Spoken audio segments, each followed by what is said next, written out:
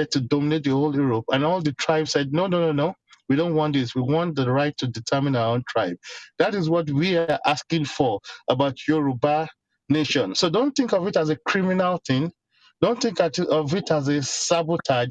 Think of it as fighting for your right, just as your ancestors did. And with this, I yield the mic. Thank you.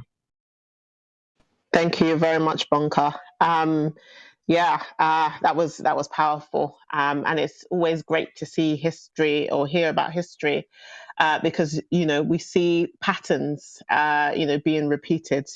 At this point, I just wanted to see if Bashego is there. I can see him flashing, so please go ahead with your submission. Thank you very much. Can you hear me? Yes, we can. Yes, I gave you a greeting earlier, Bashego. It's nice to see you, sir. Thank you very much. It's nice to be able to talk to a group of young people. I hadn't known that I was going to speak to you tonight. Somebody sent me a link, and as soon as there was a link, I started writing. And I've written a few things, which is really basically about why we are campaigning for independence for Yoruba land. And the reason why we are campaigning for independence is, if you, Bonka was reciting what Ahmadu Bello said on the 12th of October 1960, a few days after independence. What we are doing is we are campaigning for independence for Yoruba land. I know people say self-determination is the same thing. We're campaigning for independence for Yoruba land to prevent our homeland becoming an estate of the descendants of Usman Dan Fodio. Make no mistake, Nigeria has been very bad for the Yoruba. Between 1952 and 1966, the Yoruba region of Nigeria, that is Western Nigeria, was the most developed and the most successful region on the whole of the continent of Africa. This post-colonial Yoruba advancement was brought to an abrupt end by the Fulani ethnic group. In 1967, the Fulani staged a military coup and took over the government of Nigeria. They have remained in power ever since, in one guise or the other. Under the guise of what they call federal character, the Fulani take resources from Yoruba land to give their people. They put unqualified Fulani in charge of everything, and they limit opportunities for the Yoruba. The Yoruba kill off all our industries, they make them redundant or cause them to be abandoned. More recently, the Fulani have resorted to despicable human rights abuses, including ethnic cleansing, genocide, pillaging, raping of women and girls, and terrorizing Yoruba land. We require, or Yoruba land requires immediate rescue from the Fulani, but this will only happen if we become independent of Nigeria. But make no mistake about it, Nigeria is a formidable opponent with a 61-year head start. Now, although I always say that we overestimate Nigeria, but what Nigeria is capable of doing, but the fact is we have a formidable opponent. The 200 million population of Nigeria opens doors in Brussels, London, Paris, and Washington, and intimidates other African countries into acquiescence. All you have to do is just ask Benin Republic and Kenya. On the other hand, Islam attracts comrades in arms to Nigeria. They come from Saudi Arabia, from Libya, from Morocco, from Pakistan, from all over the Middle East. Also, Nigeria has money to bribe and to cajole. They are capable of silencing Chinese, Russian, and Western media and press. They're capable of inuring presidents and prime ministers in different parts of the world to overlook human rights abuses. But what I say to you, young people, is this: despair not. Remember, David toppled Goliath. Remember, Vietnam defeated the USA. Remember, Afghanistan humiliated two powerful military countries in the world, the Soviet Union first, and then the USA. mark my word, Nigeria's days are numbered. That is a certainty. What we need to find is the trigger to end Nigeria now. To win self-determination for Yoruba land requires intellectual as well as physical input from all of us, not just a few. What we don't realize, or what we have never really understood when we are fighting for self-determination, is that Washington, London, and Paris, and other Western countries, they only understand numbers. They don't understand grammar. It sounds very nice when we say, oh, constitutional force majeure, or we talk of referendum. They only understand numbers. Example, there are 120,000 Chinese people who live in London. There are many Chinatowns. Chinatowns give the Chinese visibility.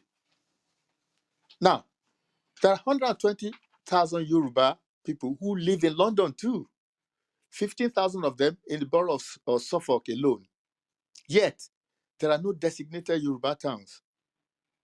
To have visibility, we too must have Yoruba towns. 70,000 people make up a typical English parliamentary constituency. Just imagine 120,000 Yoruba people in London. It's nearly twice as the size of a typical parliamentary constituency. Yet, we have no political clout. We must change all that. We must change. We can't change it. Let us change it. One of the problems that we have at the minute, it's not just now, in fact, is that some of us think that this fight is for our individual organizations. This is rather unfortunate. The fight is for Yoruba self-determination. The fight is not for your organization, whether you are Ilano or any other organization. The fight is not about that organization. The fight is about is for Yoruba self-determination. Your organization, my organization, everybody else's organization is just a platform from which to launch the fight. It is important when we are all abusing each other and doing this, that, and the other, to ask the question, what I am doing, whatever it is, does it contribute to the fight for self-determination?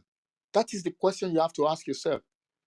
Whatever I am doing at the minute, no matter who I'm insulting or whatever rumors I'm carrying around the place, does it contribute to the fight for self-determination for Yoruba land? If it isn't, please stop it. Because you are not advancing our cause, you are retarding our progress. If whatever it is that you are doing, sit down, contemplate. Is it advancing the progress of self-determination? If it isn't, then you've got to stop it, unless you are not Yoruba like the rest of us. I will conclude by just saying this. You say Yoruba are not united. Well, you are Yoruba. Do something about it. Nobody is stopping you. You can be the leader of any group as well. You can join an organization and be at the top. You say the Yoruba leadership are corrupt. Okay, you are Yoruba. Do something. Do something about it. You say the typical Yoruba man is a traitor. Okay, you are Yoruba too. Do something about it. I hope that I'm leaving you with, if you like, enthusiasm, with some determination that you too will fight for Yoruba land, not fighting within organizations, not going around spreading fake news and engaging in talking down our leadership, because that's what our enemies want. Our enemies want to bring our leadership down, and you shouldn't assist them. What you want to do, as I said, is that you have the opportunity to do something, no matter how small it is, to advance the cause of Yoruba self-determination, and that is what you should do. Thank you very much indeed. Wow, that was extremely powerful. Thank you so much. I can hear some flashing. So Vela is flashing. So Vela, do you want to go next? And I think Olayinka Yes. will go next. Yes. All right. Apologies, Paola Inka. I decided to speak now because I don't know, sir. I don't know how to call you. Is it Bashegun? I don't know.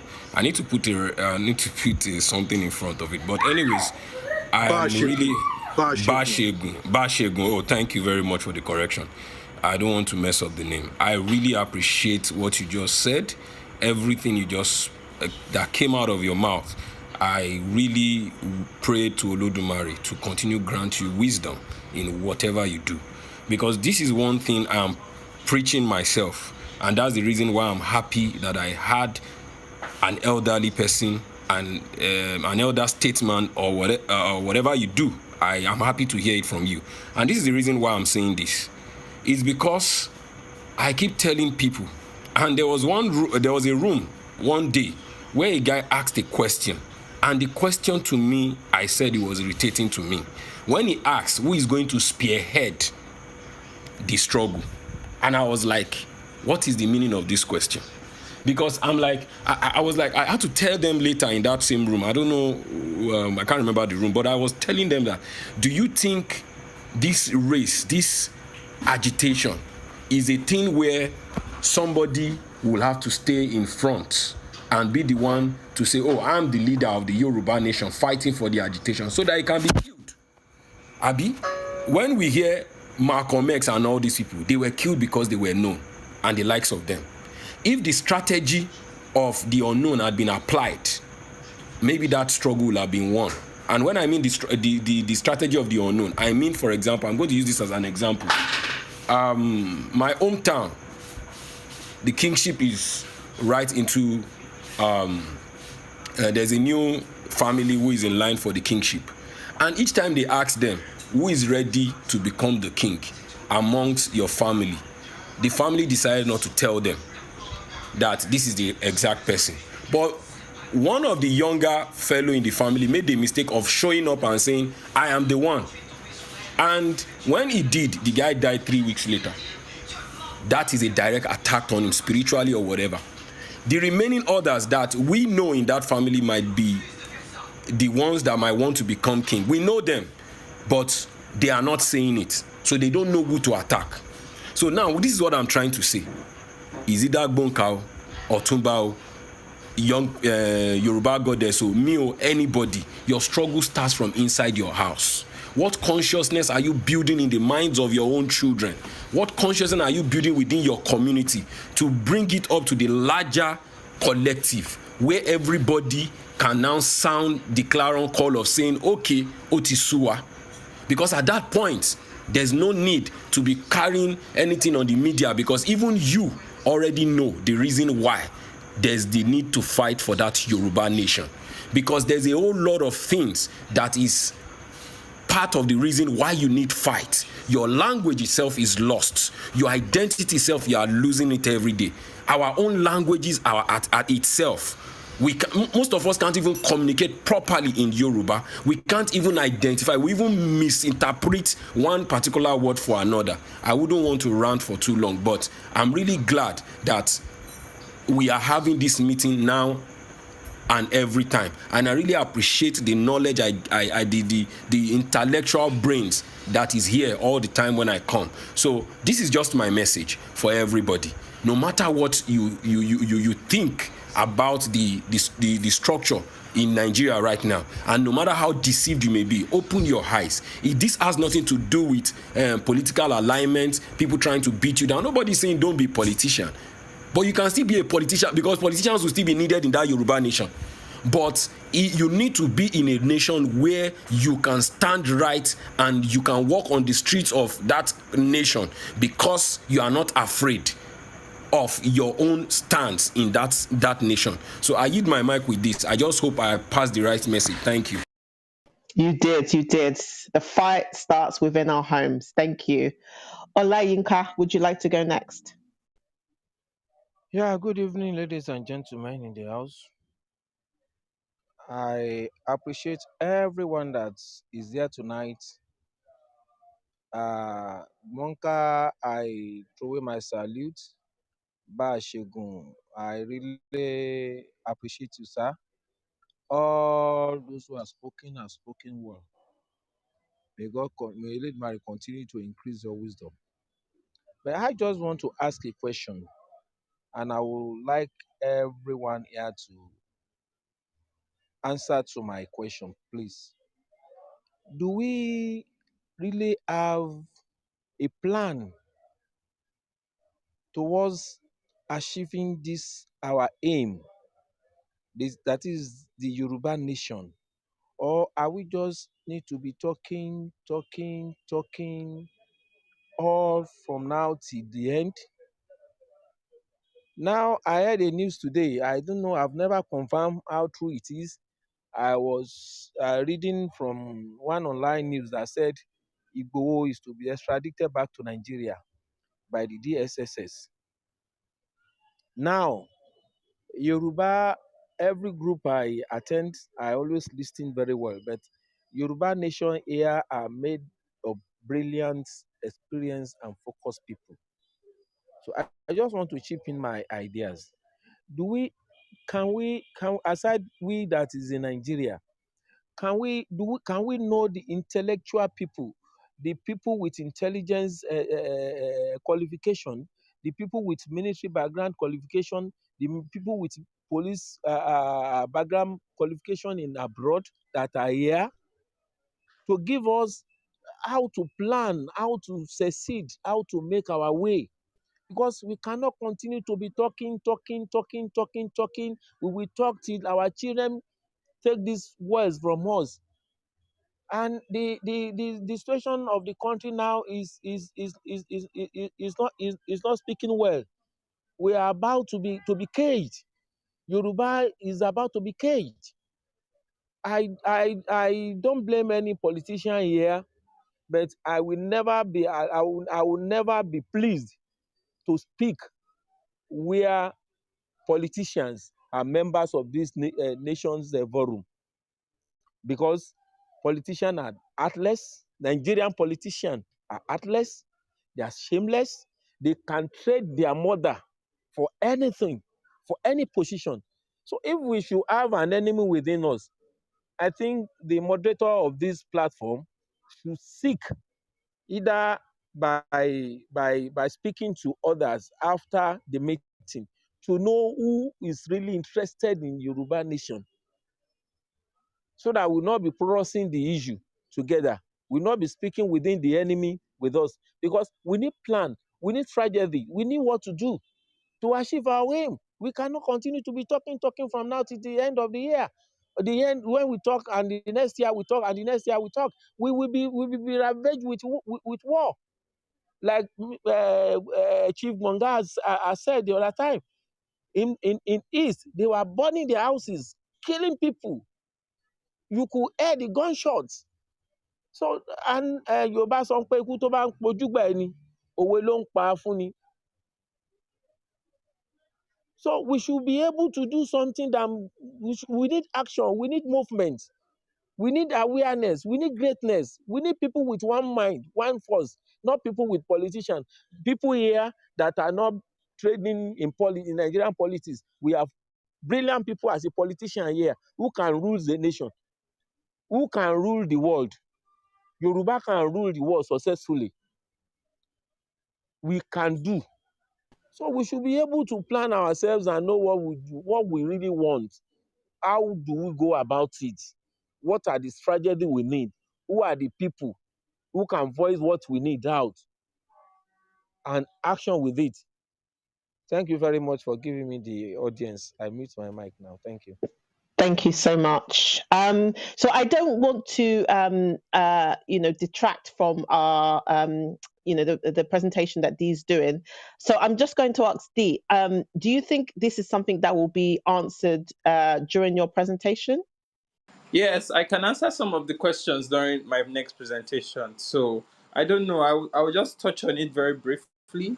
I'll arrange and then maybe perhaps we can just do a little bit more in the presentation. I think when I'm done, I would like Bonka and probably Donald to give us Nina's perspective, especially or Donald and also Munka as well on the need for the sequence, to understand the sequence. Most especially because if I don't explain the sequencing, we're still going to have people who would think we should have political solutions. So when I get approval from you to go ahead, and then I'll continue my presentation, I'll touch up on that.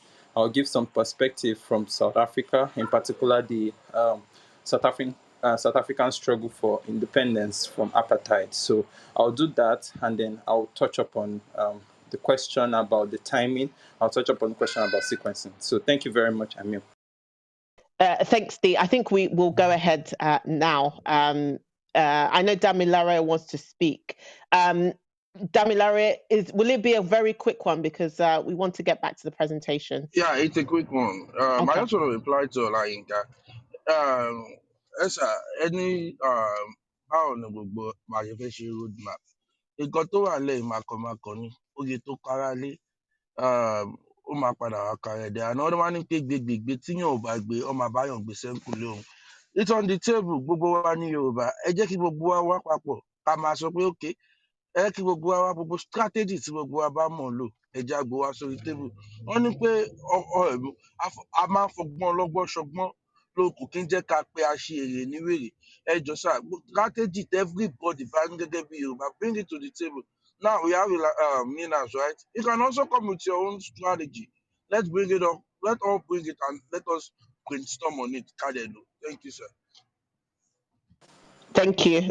Dee, go ahead. Thank you, sir. Thank you very much.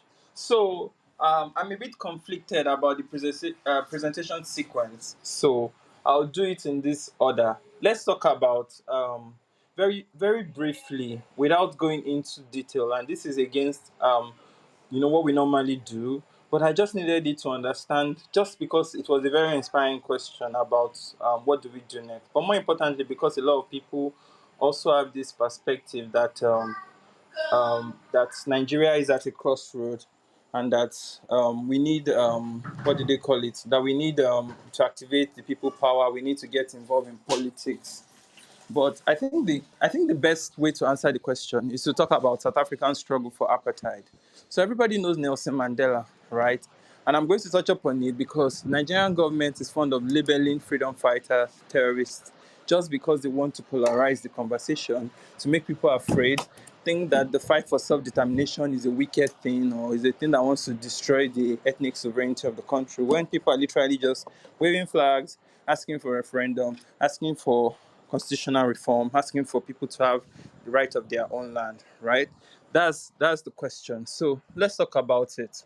So when the South Africans were fighting their struggle, right, against apartheid system, the first question I want people to know is that if I ask today that during the fight and I know everybody knows what apartheid is, right, but it was a racist system that imposed white supremacy, constitutional reform, racial segregation on the indigenous black owners of the land, right? It basically meant that the black people were living like slaves in South Africa. One of the many things they did between 1944 and 1952 was to engage in things like strikes, boycotts, they'll do civil disobedience marches, they'll go protest rallies, protest chants, they'll go into places. And of course, as you imagine, just like the Nigerian government did in Lekki, the South African government also did it in 1960s in something called the Sharpeville Massacre. In 1960, armless, peaceful protester, black demonstrators were killed. I think it was 60 was the official death rate, but they were killed and they were consistently massacred. These, alongside many other things, continue to lead to provocations for the ANC-led Mandela youth. So there was an ANC group, I think that was led by Nsinzwe Shabalala. I can't remember his name. It's a very South African name. It defeats me. But by the time Mandela faction, I'm trying to collapse the story very quickly. By the time he was arrested in 1962 and eventually charged for treason and sentenced in 1964, he was tagged a terrorist. And this is just the same Mandela that everybody celebrates today. There's a Madiba Day. Everybody talks about Nelson Mandela in glowing colors, right? Because a lot of people just skip to the end of the story where they talk about his 27 years in prison. And now he's come out and he has become president. But a lot of people don't actually understand just how bad things were. right? In 1964, and because there's actually going to be a session in Yoruba Nation about the apartheid struggle for self-determination, apartheid struggle of South Africa and the lessons for self-determination people of Nigeria, I'm collapsing this into a very, like a 2-hour presentation into a 10 minutes presentation. So you forgive me if I don't do it in detail.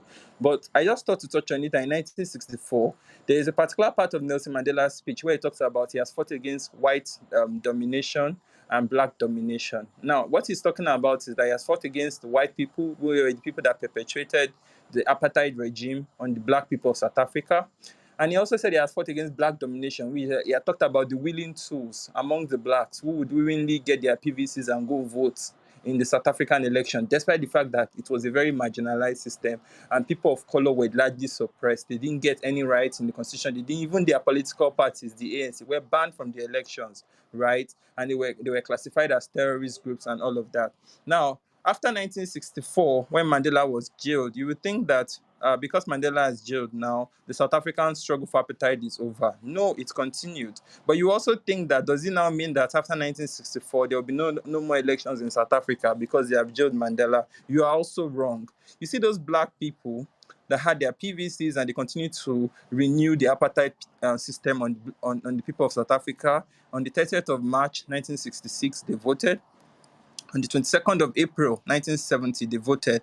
On the 24th of April, 1974, they voted. On the 30th of November, 1977, they voted. On the 29th of April, 1981, on the 28th of August, 1984, on the 6th of May, 1987, on the even on 6th of September, 1989, they continued to vote. All of this, in all this time, Mandela was in a, I think, 4x6 jail cell with nothing more than a bucket to shit in. That was it, and a cup for water. It was a very terrible situation. Yeah, he was sentenced to hard labor. His family could only see him, once a year, and he could only have a visitor once every 6 months. So we're talking about the extreme conditions that Mandela had to go through in South Africa for more than 27 years, right, under the apartheid regime. But eventually, one day, there was freedom for the South African people. The struggle continued. The ANC continued to put pressure on the government. It wasn't a very peaceful revolution. Like many, they don't like to talk about the violent side of the revolution, but it was a very difficult process for the South African people. Now, a lot of people think that in 1989, right, when in 1990, when Mandela was freed from prison, the next thing he would do, after suffering for all these years, 27 years as a political prisoner, the first thing he would do was to get his, PVC, join the elections and fight to make sure that the 22 million South Africans or the over 50 million black people that were enslaved in South Africa at that time, whatever, were going to be having their first black president. But you are wrong. What he spoke about was constitutional reform, which means that even after 27 years, the priority for Mandela in February 1990, when he was released from jail, wasn't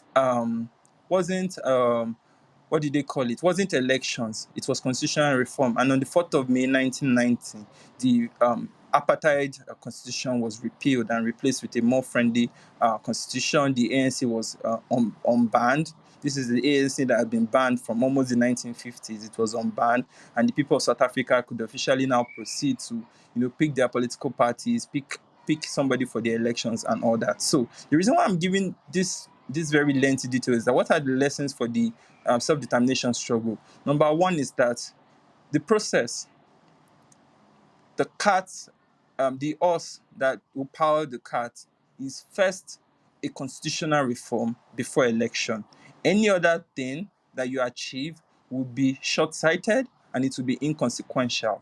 The most important priority for the ethnic nations in the Middle Belt and the South is a constitutional reform, which is why the NINAS strategy is absolutely crucial. As a matter of fact, Nigeria cannot have a presidential system of government if elections are not held in 8 states in the country. It is literally part of our constitution.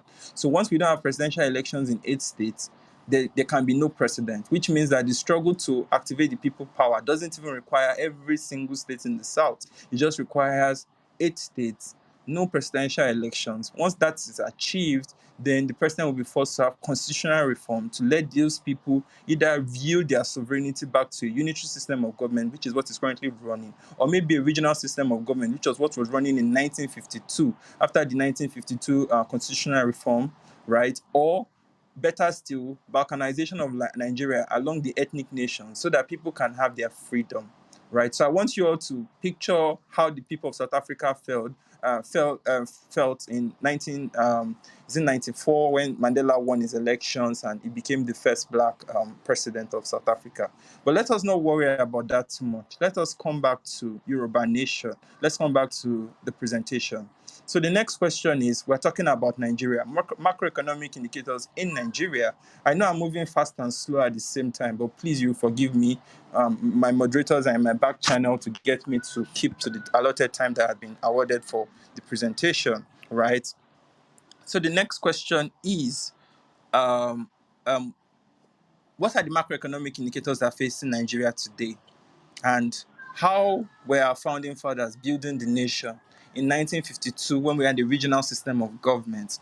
Because a lot of the time you hear about these great Nigerian people and a lot of us feel so disconnected because you see these stories of free education, free healthcare, I mean, Nigeria at the point in time was one of the fastest growing economies, especially the Western region, one of the fastest growing economies in the world. We had, a currency that was so, when you hear things like Naira at a point in time, we used to change to £1 and $2, you probably be asking yourself that why wasn't I born then? Why was I born now? That the currency is $1 to maybe 600 or 700 and maybe £800. Like, why is it now that everything is shit that I'm in this country? So the question to ask is, what were the founding fathers doing differently? And how have the political elite failed? Because, of course, everything we're experiencing today is a failure of leadership, right? The structure has been corroded by our political class. The hegemony has been perpetuating a failure on the people, and we have been bearing the full brunt. But in case you don't understand what the full brunt is, let us talk about it. Nigeria today has 86 million poor people, right? Poverty line of people living on, more than 50% of our population live on less than 1,000 naira a day. That is just, just to put it in perspective, there are many countries in the world who don't have a population as much as our poor people in Nigeria. So the question there is why are we poor?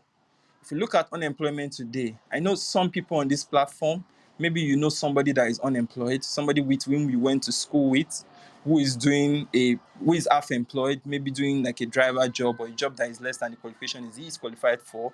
We have people who are, living in abject poverty, who are unable to make it, people whose phone calls you dread because they will call you to ask for money. Perhaps you're even on the call today and you actually happen to be in unemployment, and it is nothing to be unhappy about. The truth of the matter is that there are 23 million people as at the last count who are unemployed in Nigeria. Just to put it in perspective, there are countries in the world that don't have as much population, even in Africa, that don't have as much population as we have unemployed people in Nigeria, right? So the population of Syria is 18 million. Our unemployed population is 23 million. In fact, the population of Senegal is 17 million, and our unemployed population is 23 million. If you take a look at Africa as a continent, and you sum up 18 countries, Nigeria has more unemployed people than we have population, human beings in 18 countries in Africa.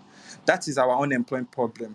That is why people will leave this country to go and become second-class citizens in Cote d'Ivoire. Then they will get arrested with trumped-up charges. They will get taken to jail. They will reach out to the Nigerian embassy to say, please, I've been unfairly treated. I was harassed in Cote d'Ivoire. I was picked up. I am a citizen of ECOWAS. I'm a Nigerian, and I was in Cote d'Ivoire. I was picked up. I was taken to prison. I was accused of being something I'm not. My trial was done in French. I've been in jail since. Please, Abike Dabiri, come to my aid. I know nothing about this. This is just the story of Itunu. By the way, Itunu is dead. And Nigerian government is asking our poor father, who had to watch his daughter go hustle in Cote d'Ivoire, to pay 2 million for the repatriation of her dead body to Nigeria so he can bury her. That is how heartless and callous these people are that you call politicians today. No exceptions. 23 million unemployed people in Nigeria would actually fill up 21 countries in the EU. So the population of 21 countries in the European Union today is 22 million, and we have more unemployed people in Nigeria today, 23 million. The number gets worse if you look at our education. 10 million children out of school, 2.8 million of these children are in Borno, Yobe, and Adamawa. We have states in this country that have people that are so poor. We have people in this country that are so poor that they live in Amajirinchi system of government. Like there are 2 million children in Kano who roam the streets, who have no just roaming the streets. Like things are extremely bad in the country, especially when you look at education. And we've only gotten more miserable since 1999. In 1999, our misery index was 18.3.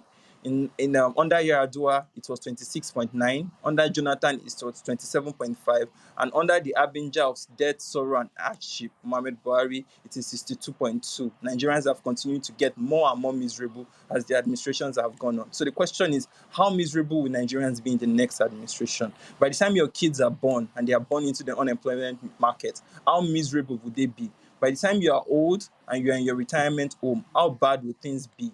You can see the way currency has continued to depreciate. You can see the way many of our macroeconomic indicators have continued to shrink. You can see the sheer disrespect for Nigerians, the sheer disrespect from Cote d'Ivoire to Ghana, asking Nigerian businessmen to move out of their places. This is an economy that we have almost twice the capacity.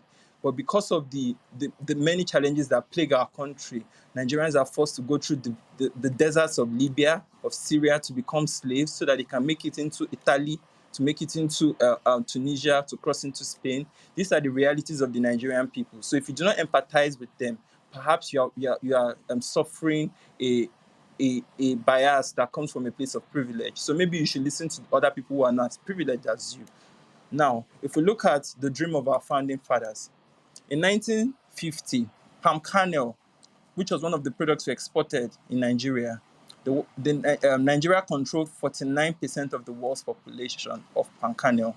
Palm oil, it was 42%. For cocoa beans, it was 22%. For rubber, it was 24%. And for groundnut, it was 22%.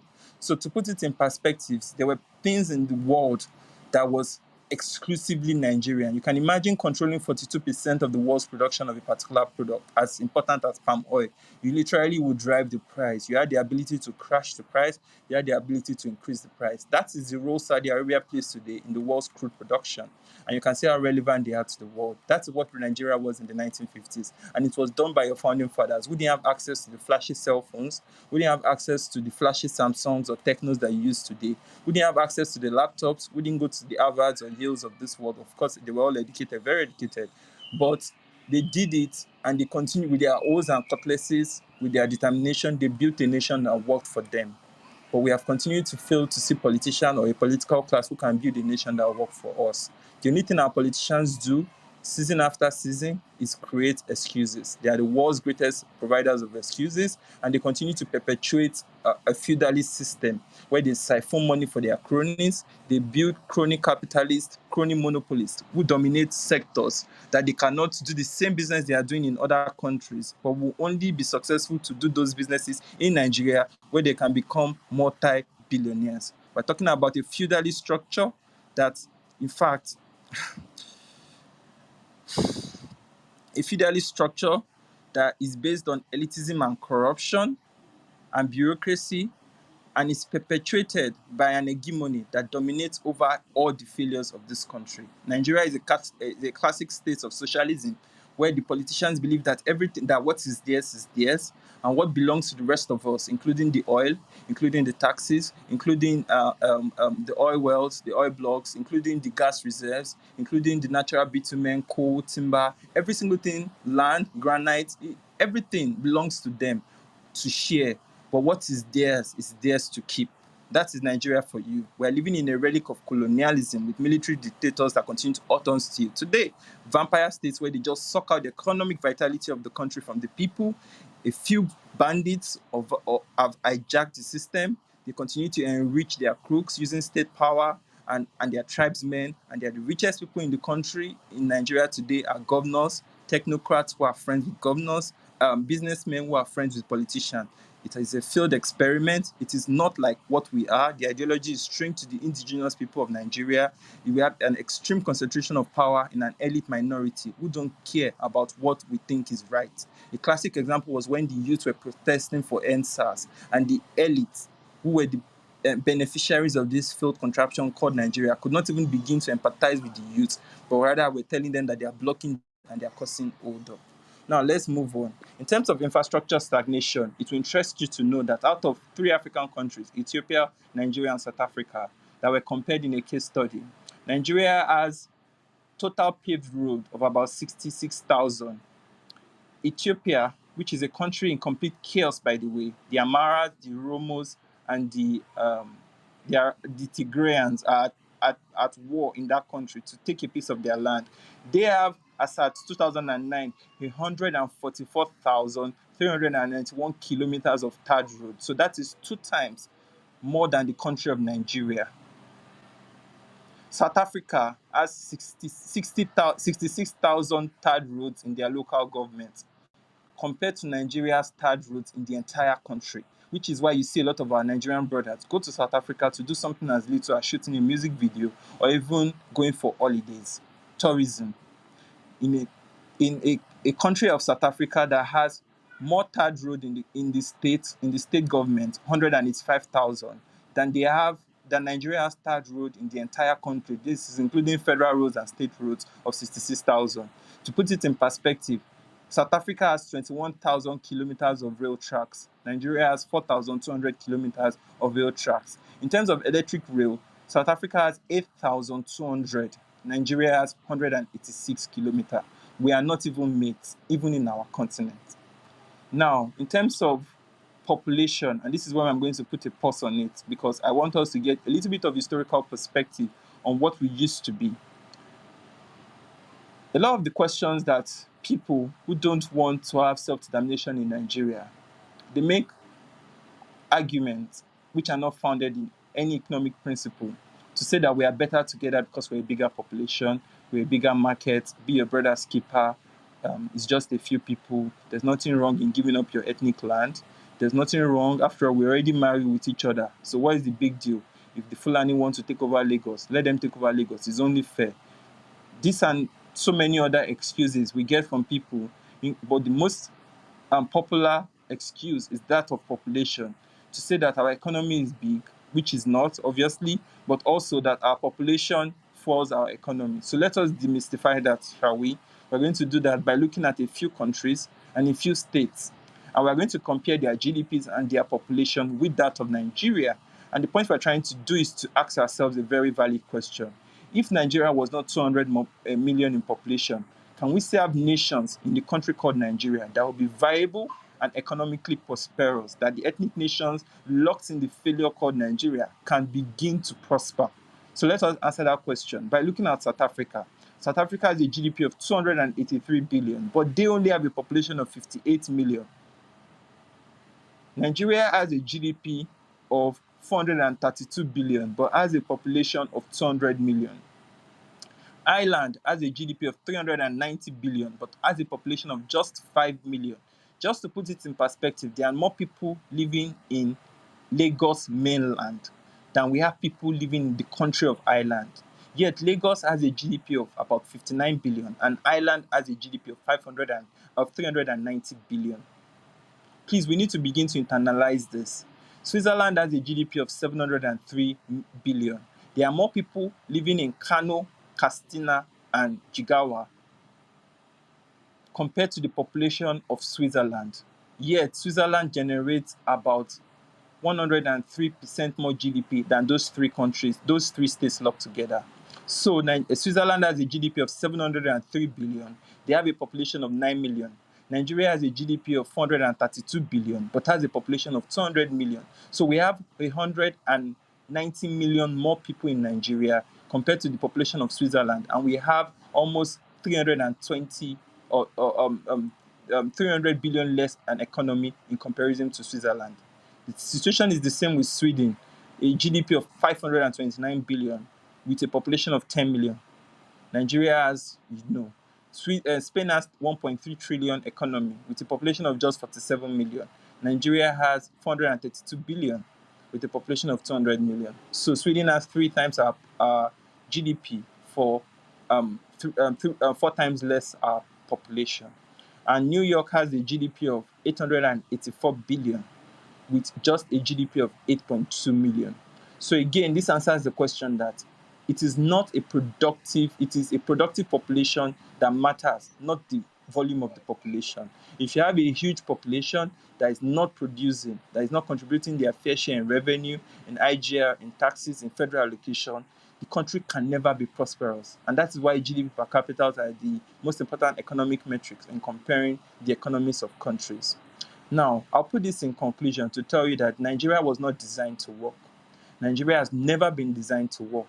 Nigeria was a relic of colonialism, and the moment the vision of our founding fathers, who sat in the 52-54 constitutions to build the regional system of government that eventually led to the prosperity that we experienced in the 50s and the early 60s, the moment we had a collapse of that in 66, we have continued to have a situation whereby the people of the South have had a sure dead weight on the South. And it has been a very sure dead weight, it has been a moving dead weight, and it has continued to stagnate the rest of the country. If Nigeria is going to move forward, we need to unshackle ourselves from those that are living in agrarian age and begin to build economic policies along the lines of people who share the same social, political, religious, and economic philosophies. So to put it into context, there are parts of Nigeria that don't share the same social, political, and economic philosophy with the rest of Nigeria.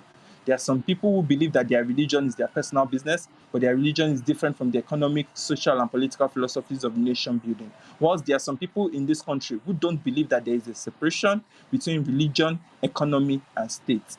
And those people were the first to secede in 1999 when Nigeria lost a portion of its country to Sharia. And those 12 states have continued to live in their own country with their own rules, with their own regulation, which is why it doesn't matter that alcohol or VAT contributes to sales of alcohol contributes to the revenue of Nigerian government. Certain people can have police structures who are so powerful enough to go and break those beer bottles.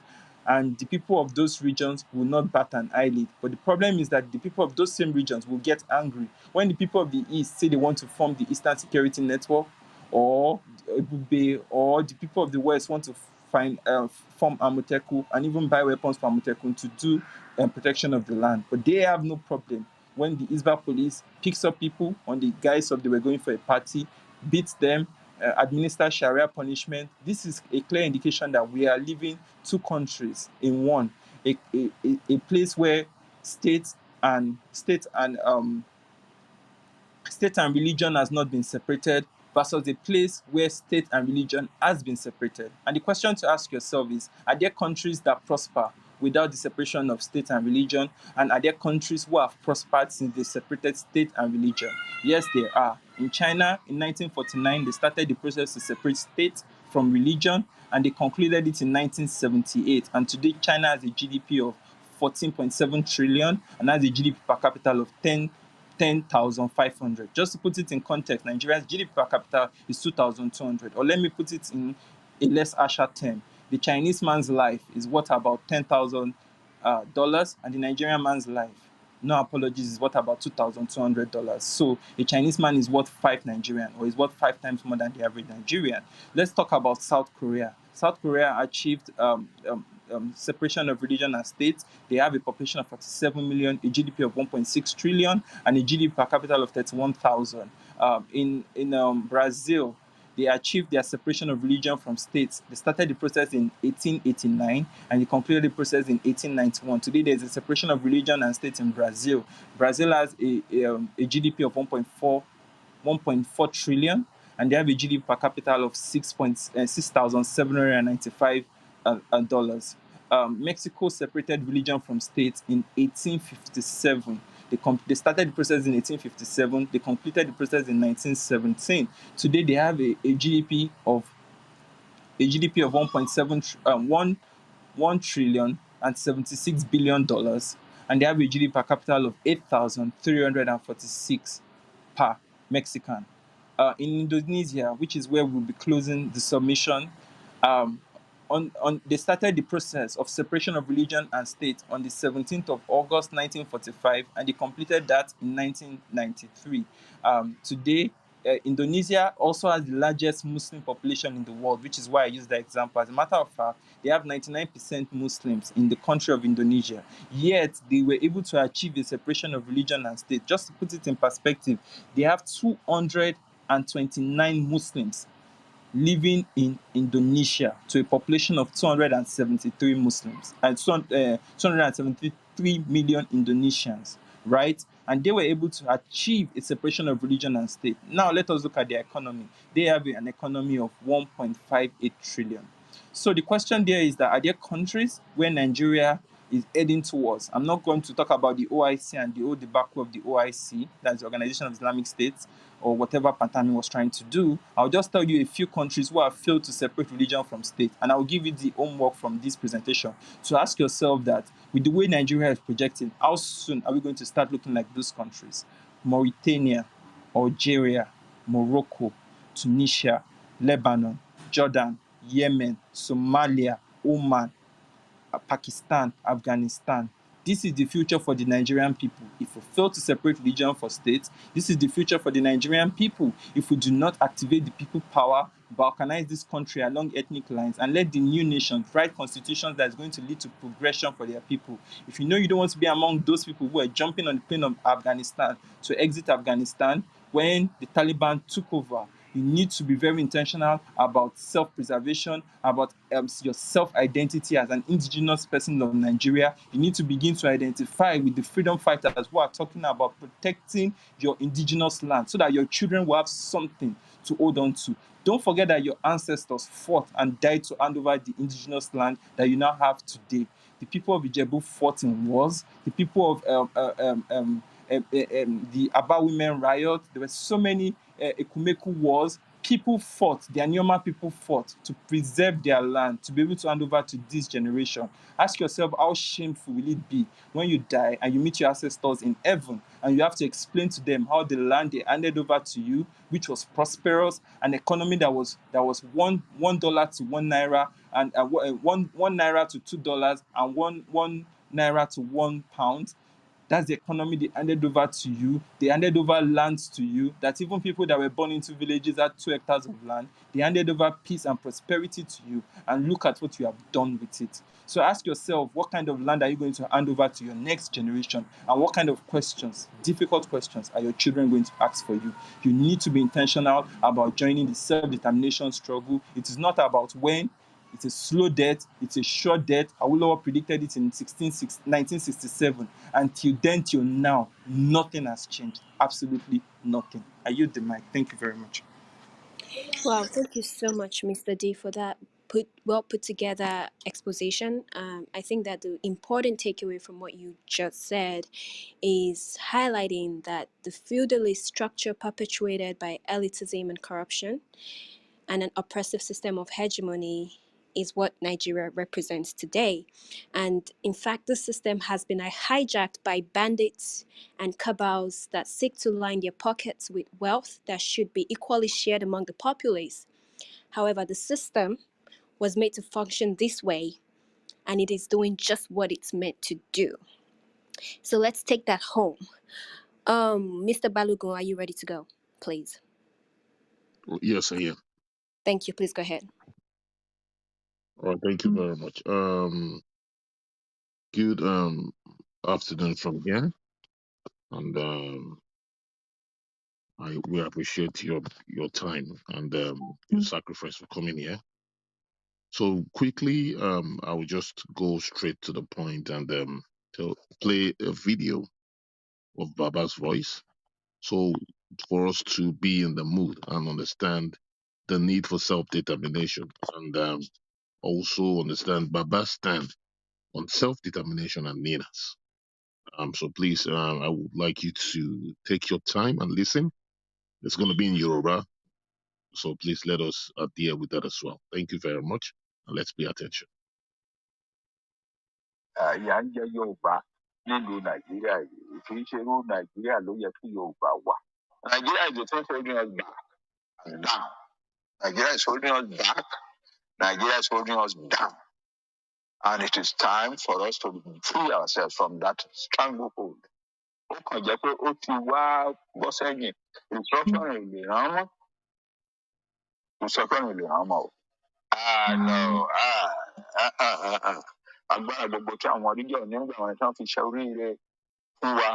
Ẹ ti kó gbogbo ẹ̀. Ẹ ti kó sọ́wọ́ federal government. Ẹ ti kó sọ́wọ́ federal government. Tẹ́ ẹ bá ń ṣe bẹ́ẹ̀ ni kò ní dáa. Kò dáa náà báyìí. Ó ń burú sí lójoojúmọ́ ni.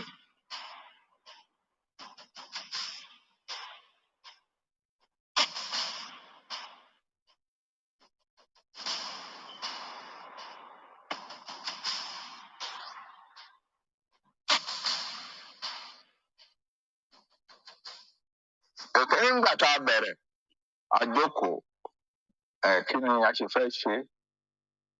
Ìkíní ni pé àwọn tá a wà ní àlè nìkan ṣe o. Ara nǹkan tá a jọ àgbé níbẹ̀rẹ̀ nìyẹn.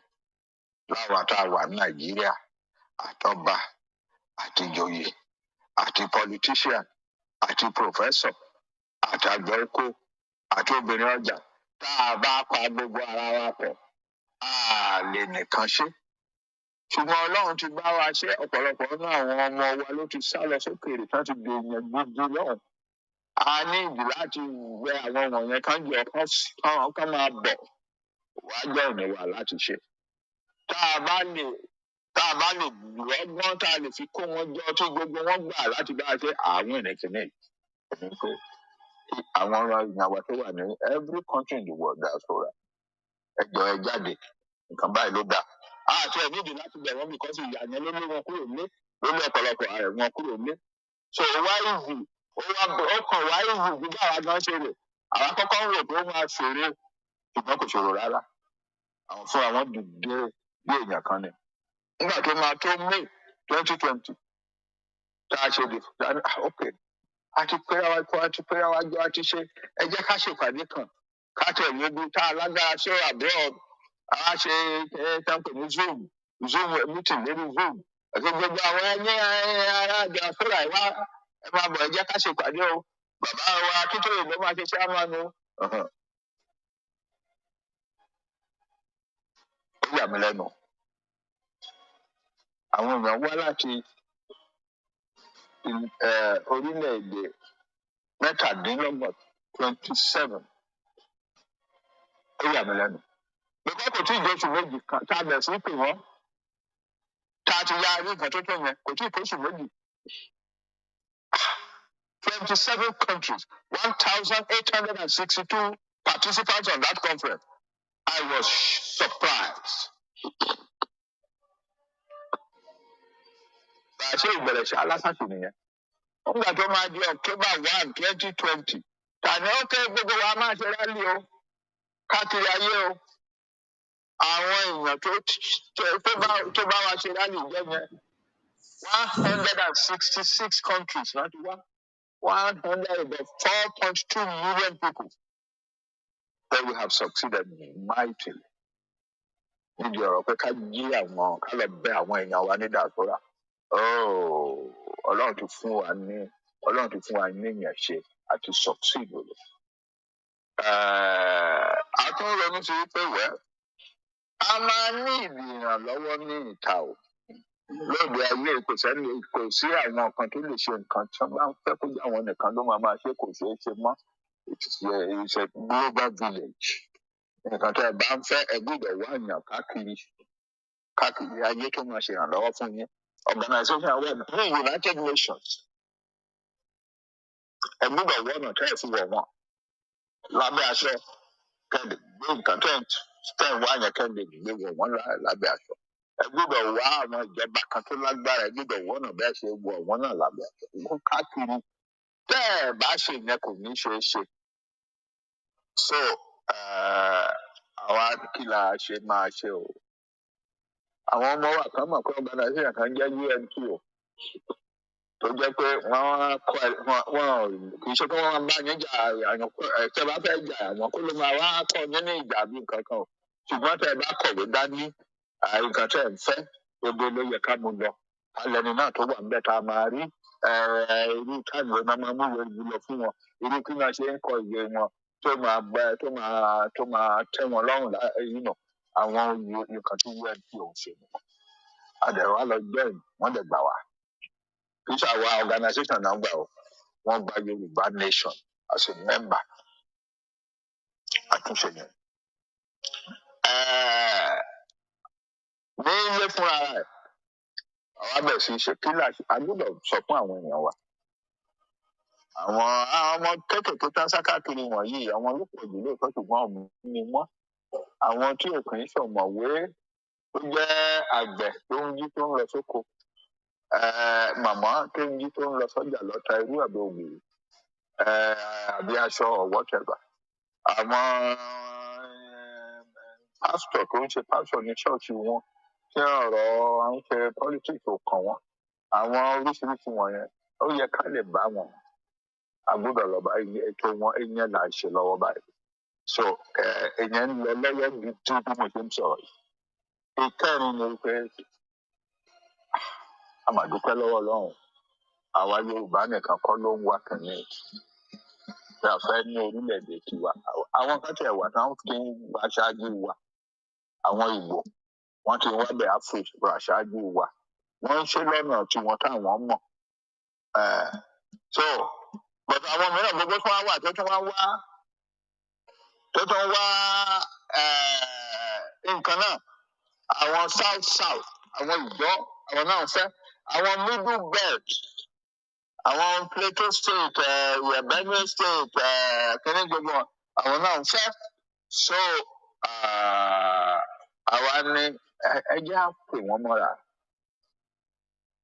a dẹ̀ pè wọ́n mọ́ra lágbára Ọlọ́run pẹ̀lú ìfẹ́ Ọlọ́run fún wọn ó mú sọ́kàn wọn pé ká máa bọ̀ kájọ ṣepọ̀ so àwa ṣe alliance àpè ní Nigerian Indigenous Nationalities Alliance for Self-Determination NINAS èmi ni chairman gbogbo ẹ̀ ọmọ lọ́yà ọmọ Ìgbò kan ní secretary general àwọn èèyàn wa gbogbo wà nù ẹ̀ so bó ṣe jẹ́ nìyẹn àádẹ́tì àwa wọn ni àwa jókòó ẹsẹ̀ kan tá a gbé tó tóbi gan-an ó ṣòro láti ṣàlàyé ẹ̀yẹ ọ̀pọ̀lọpọ̀ èèyàn but I'm try ẹsẹ̀ tá a gbé náà ni wípé nígbà táwọn bàbá wa Awólọ́wọ̀ Àzíkwe àti gbogbo ọjọ́ yẹn tán sọ̀rọ̀ Nàìjíríà ní 1950s tán ní federation kálukú ló ní constitution yẹn recognize pé this is your western region ní eastern region ní lọ́gbà ẹni gbogbo agbára tẹ̀fẹ̀ láti ṣe ìfẹ̀yìn fún àwọn èèyàn ní. àjọrò gbogbo àwọn bàbá wa ń bẹ̀rẹ̀ nìyẹn tán fi kó wa wọ Nàìjíríà. by 1957 àwa Yorùbá àti ní self government tiwa. bàbá wa Awólọ́wọ̀ ti gba self government tiwa fún wa ní western region. ó ti gbà fún wa. ọmọ kékeré mi ń gbà yín mo ṣe gbé yunifásitì ní tàǹjó tàǹjó nìbàdàn tàǹjó káàkiri nìbàdàn 1957 àti gba self government wa tá a bá fẹ́ at that point a lè ṣàìwọ Nàìjíríà ká má bá Nàìjíríà lọ sí independence ká kúrò lójú ọ̀yàn ká má ṣèjọba tiwa lọ ká má jára wọn mọ́ ìgbà tó yá náà lẹ́yìn tiwa àwọn ìsì náà gbà tiwọn 2 years later 1959 àwọn north náà gbà tiwọn so we were not one country essentially. But pé ó máa da ká ṣepọ̀ pé ó máa da àwọn òyìnbó ń fẹ́ ká ṣepọ̀ but àwa fúnra wa náà ronú sí pé ó ń dẹ̀ máa da o ká ṣepọ̀ òun la ṣe wọnú Nàìjíríà pọ̀ tí gbogbo àwa celebrate independence in 1960 àwa ti ní self government wa for 3 years tí Nigeria independence tó dé kò dẹ̀ sí nǹkan tí a lè ṣe fúnra wa ń gbà wọ́n and the constitution ara wa. East náà ní constitution tó North ní constitution tó a ní flag ara wa a ní coat of arms ara wa a ní representative ara wa ní abroad ní London High Commission ní London ilé tí wọ́n pè ní Nigerian Commission in London Western region lónìí bẹ̀ Now I know there in Nigerian Commission by Western region Walora, Lonebe. I declare our signal and program. To Malaki, but I were independent. I want you to British, made the Balilowo. I want Fulani. Ní ká má gbá àtàn kúrò ní region ká mú sápò àtàn mú sí federal government ọ̀la ìgbà tó yá àwọn sójà wọn bẹ̀ sí gbé gbàjọba máa kó gbogbo agbára wọn yẹn from the regions to the federal ìgbà tó yá wọn bẹ̀ sí kí region wọn sí wẹ́wẹ́ ká má bàa lágbára mọ́ ká má bàa dẹ́nu kan náà mọ́. Nígbà tó wá di 1999 wọ́n wá ṣe constitution kan tó wá ṣe pabambarì gbogbo ẹ̀ pabambarì jìbìtì constitution ni. Kò sẹ́ni bẹ́ẹ̀ ni jìbìtì forgery 419 constitution ni because àwọn ẹni tó jẹ́ northerner tó ń ṣe president ó kó àwọn ará gbogbo ọmọ láàárín ẹgbẹ́ wọn wá kọ constitution tó suit àwọn tó jẹ́ pé gbogbo agbára tó wà Nàìjíríà pátápátá wọ́n wá gbé lọ́wọ́ federal government wọ́n dẹ̀ fi gbà wípé federal government ní ọwọ́ wọn ló máa wà. Constitution tó jẹ́ pé wọ́n ṣe kọ́tàn yẹn káwọn gbé fẹ́ ẹ̀yin ará Nàìjíríà wá wo constitution wa ní òkúta la máa fi pàdé wọn kò sẹ́ni kankan tó lè gbórú ẹ̀ jáde so wọ́n wá gbé jáde ní ìbúrú wọ́n wá lọ gbé gbà kọ̀rọ̀ president wa lọ ṣe decree náà fi ṣe kò sẹ́ni kankan tí wàá tó gbọ́ wọ́n wá fún gbogbo agbára tó wà ní Nàìjíríà lọ́wọ́ federal government inú ẹ̀ gbogbo agbára tó wà ní Nàìjíríà wọ́n ní wọ́n pín lọ díẹ̀díẹ̀ education agriculture foreign immigration immigration kan wọ́n pín sí bíi 98 places. Thank you very much. That is from Baba, as we can hear from him, although that was in Yoruba. At least that is well explanatory enough, and we must have been able to learn one or two things from it. We have our father here, Professor Adewale Adeniro, with us. Is going to be taking over from us as well. Thank you very much.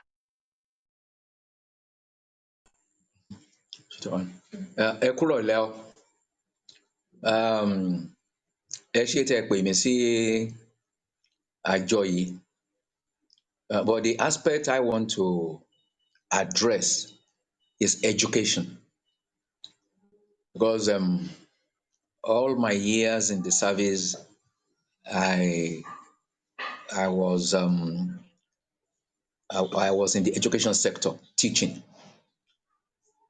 What I noticed is that the Nigerian government has systematically set we Yoruba back. They know that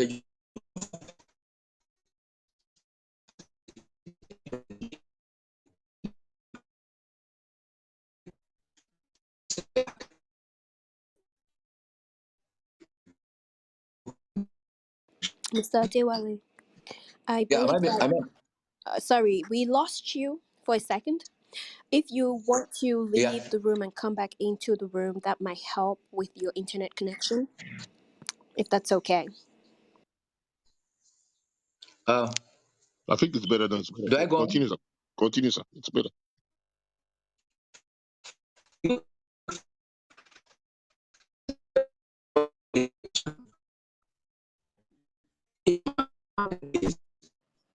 It's not. Professor Adewale, the network is not better. Yeah. The network is really not good. Is it going to be possible to leave and come back? That way the network can reset. All right. Thank you, sir.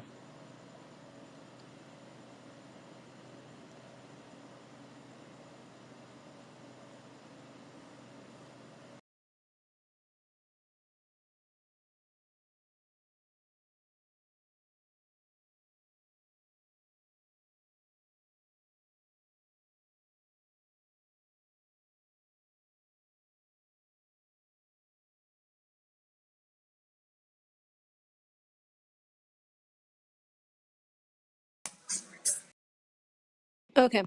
While we wait for Professor... Oh, there we go. Okay, welcome back. All right. Thank you.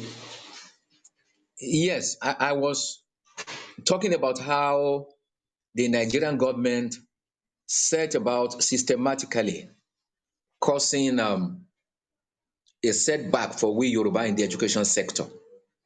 And I was saying that in my younger days, you could apply to any number of universities as a potential undergraduate. Just as it happens in the most developed countries of the world, there's no limit. There was no limit to the number of universities to which a student could apply. But then suddenly, they came out with what they call this JAM, Joint Admissions Matriculation Board. I remember at that time, I must have been lecturer 2 or 1. I opposed it vehemently because I could see the ploy behind setting up JAM. Till today, for me, JAM remains an obnoxious institution designed to cause a setback for Yoruba youths. What do I mean?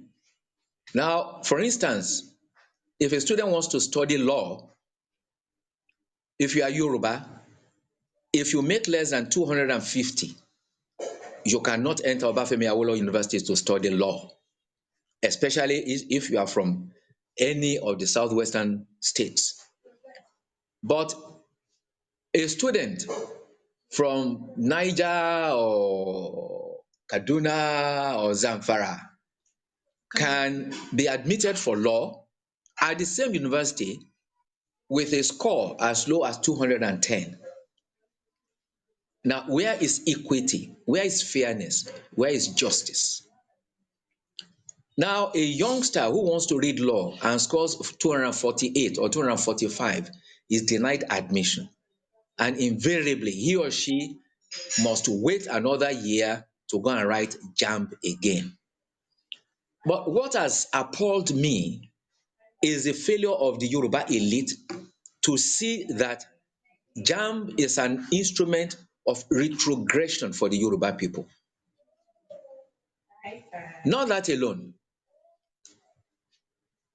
When it comes to equipping the universities in Yoruba land are very, very poorly funded by the federal government.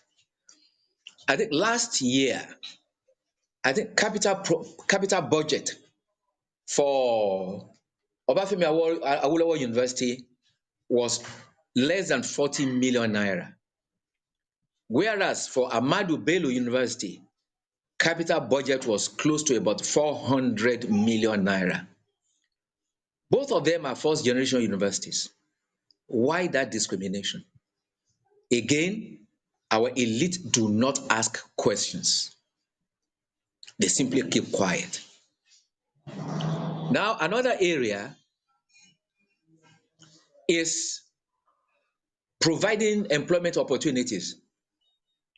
Now, at Obafemi Awolowo University today, the vice chancellor, the registrar, or the people in charge cannot even employ a clerk without going to Abuja.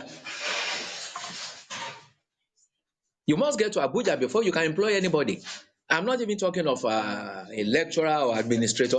I'm even saying for a cadre as low as a clerk, a clerical assistant, you must get permission or approval from Abuja. So the over centralization that characterizes Nigeria is stifling Yoruba creativity, Yoruba ingenuity, and it's deliberate. Now, if you want to employ a lecturer into any department, let's say, Department of Physics or Department of Biochemistry, there's what they call this, is it a federal character? Now, they will ask you, did you advertise all over Nigeria? Now, does the number of applicants reflect federal character.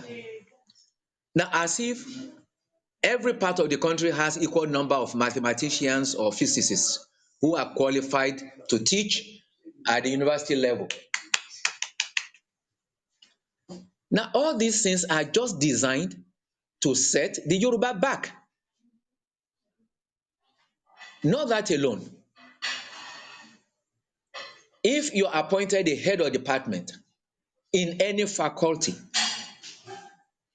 pardon me, I keep emphasizing Obafemi Awolowo University because that's the university I'm most familiar with. Although I also taught 10 years at the University of Ibadan. But what I say of Obafemi Awolowo University holds true for University of Ibadan. If you are appointed the head of department at any of these universities in Yoruba land, you will end up spending your own money to run the department. Because invariably, hardly is any provision made for stationery. Of course, in the sciences, very meager amount is made available for reagents and all the necessary things. And this has been known for a long time because I remember when Professor Teken Atamuno was Vice Chancellor at Obafemi at the University of Ibadan. This degeneration had started when reagents were not being provided in the laboratories and students were only being taught theoretically. But all these things, our elite will tolerate. Well, these are things that have informed my own participation in the struggle for self-determination. That we need to break away from a country that is only interested in setting us back in every facet of life. Nigeria is interested in setting the Yoruba back as individuals. They are interested in destroying our institutions. There is nothing that has not gone down the drain. Now, as a child, I remember when I was growing up in Ibadan, at a Mo Plantation at Pata, there was this center devoted to research in cereals. Under Babangida, that research institute got carried away to somewhere in the north. Again, nobody protested. Now, scientists tell me that if I had a very strong nuclear research center, again, that center got shut down because they were forced to move it to Ahmadu Bello University. See, all these things I'm saying, you are free to cross-check. You are free to cross-check the veracity of it. Now, when Obafemi Awolowo University was going to start engineering, the federal government, through the instrumentality of the National Universities Commission, said Obafemi Awolowo University could not start engineering because there was already engineering at Ahmadu Bello University. There was engineering at the University of Lagos. Therefore, University of Ife then could not start engineering. But at that time, under the vice chancellorship of Prof Oluwasomi, people were very ingenious.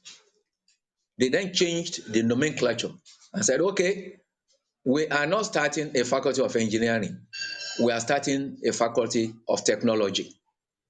And that's how today we have courses in technology and engineering at Obafemi Awolowo University. But for the ingenuity of Oluwasomi and his team in those years, Ife would have been deprived the opportunity of having that faculty, and our youngsters will not have been able to take courses in relevant areas of technology and engineering at Obafemi Awolowo University. I can go on and on and on. Ẹni tá a bá bá rìn tá a bá ṣoríire ká yàgò fún. Ẹni tá a bá bá rìn tó bá ń fani sẹ́yìn ká yàgò fún. So I don't see what we as Yoruba really stand to gain from belonging to Nigeria? I don't see it. If anything, we are the ones being exploited. We are being made to provide all the resources, but we get very little in return. So what are we waiting for? Well, I would like to stop here. Thank you very much. Thank you so much, Professor Adeniro. You have really helped us to understand, get not even fully understand, but to get a purview into what this contraption that we call Nigeria is doing to the South regarding education. And I want to just go over some of the points that you made in your submission, in case some people missed your submission. So you talked about the discrepancies in funding of universities in the South versus universities in the North, and you gave the example of Ile-Ife, University of Ife, as opposed to Hamadu Bello University, and the huge discrepancy in the amount of funding allocated to those two institutions. You also mentioned that heads of departments in the southwestern universities have to pay to run the departments out of their own pockets, and we all understand that these people don't even get paid as often as they should or as well as they should, and so them having to pay from their pocket is problematic. You highlighted how there are no provisions made for stationery. You highlighted some research institute that was carried out of the southwest and taken to the north, specifically IFE's Nuclear Research Center that got shut down and moved to Ahmadu Bello University. What it appears to me is a systemic attempt to stunt growth in the educational sector in the South. And I would like to invite you, Professor, to give us more of your time. Whenever you have time, we want to have you on here. We want you to give us further exposition as to how the South is marginalized within the educational sector. We want to learn more from you, sir. We want to better understand that, because we realize that knowledge is power. And if you're systemically preventing one part of the nation from engaging fully in research and engaging fully in knowledge gaining and knowledge creation, that's a problem. Thank you so much. And I appreciate you. We appreciate you here at Yoruba Nation. And please, we would like to have you back. Mr. Donald, you have the floor now. Yeah, thank you very much. Thank you very much for the opportunity. Yeah, I've listened to all the speakers, and I must confess I've learned so much today. I've learned, in fact, the last speaker, Prof, has actually made an exposition I didn't know before.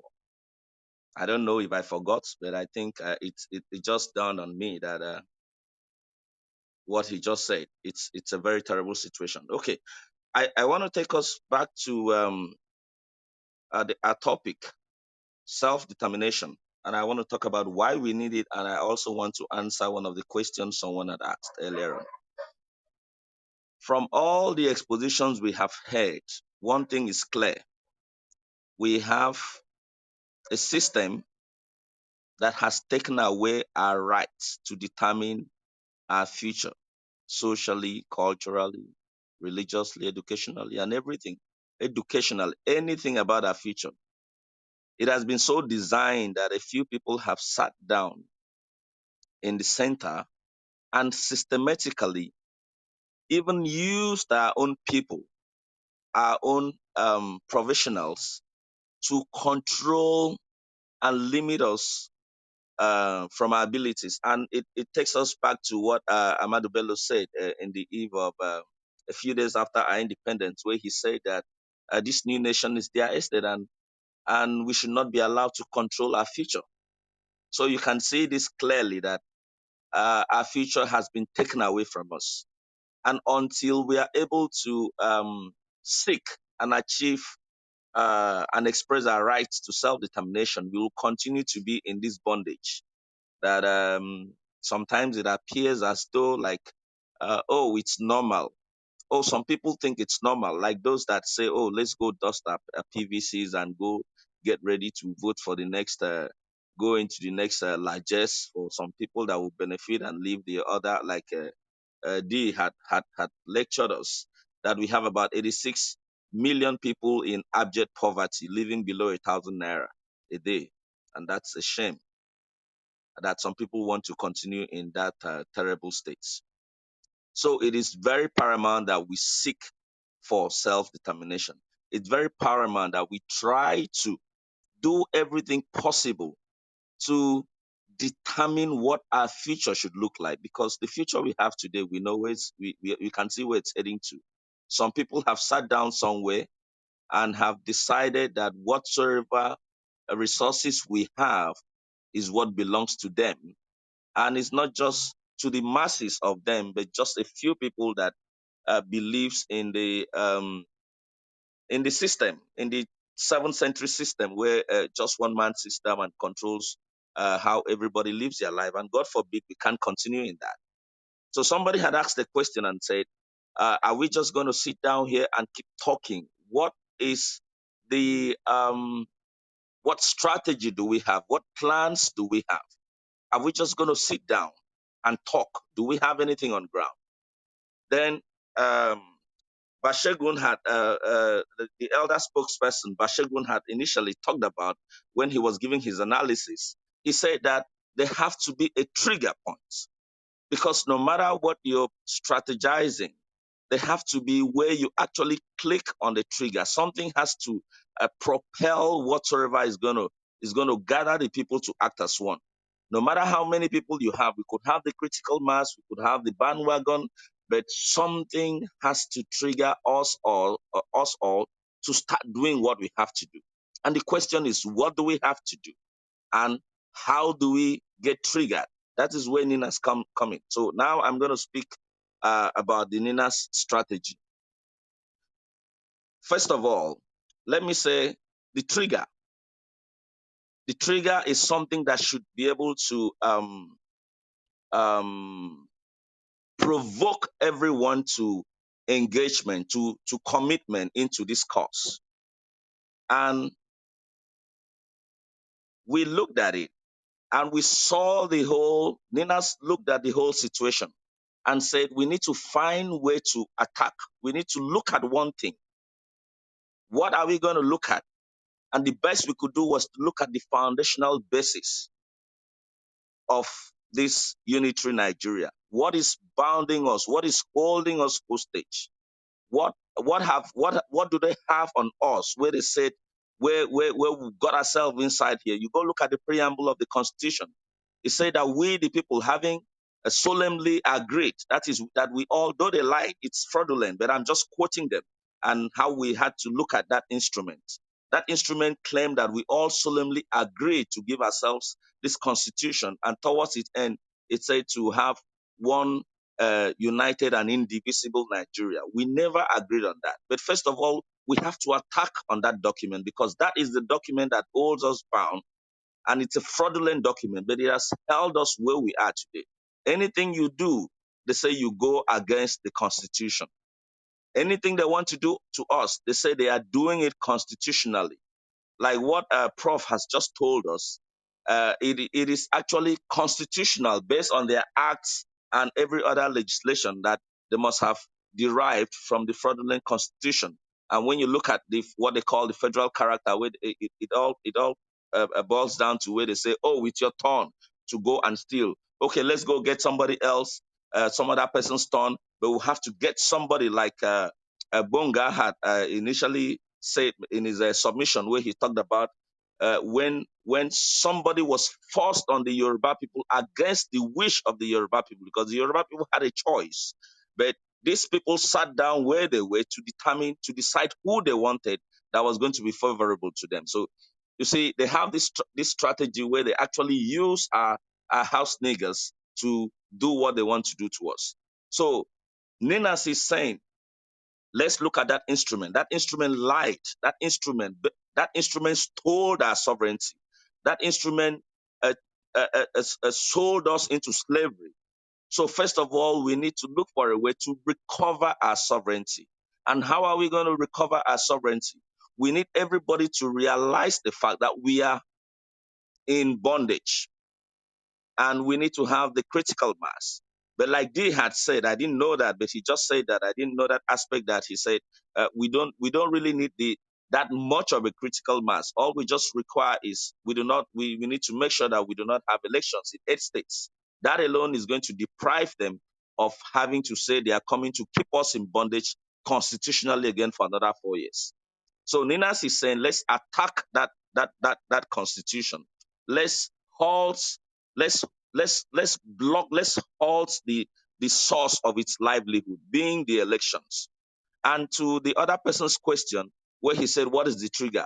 Halting the election itself is a trigger that is going to activate people to seek for a review or a renegotiation of our terms in this nation called Nigeria. So NINAS declared what it's called the constitutional force majeure. Yes, I know a lot of people will usually want to say, oh, the word constitutional force majeure is not related to the Constitution.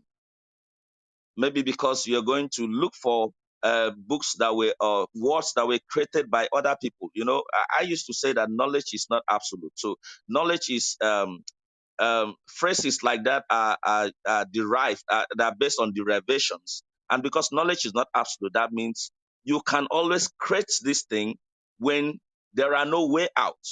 Because the Constitution itself is a social contract.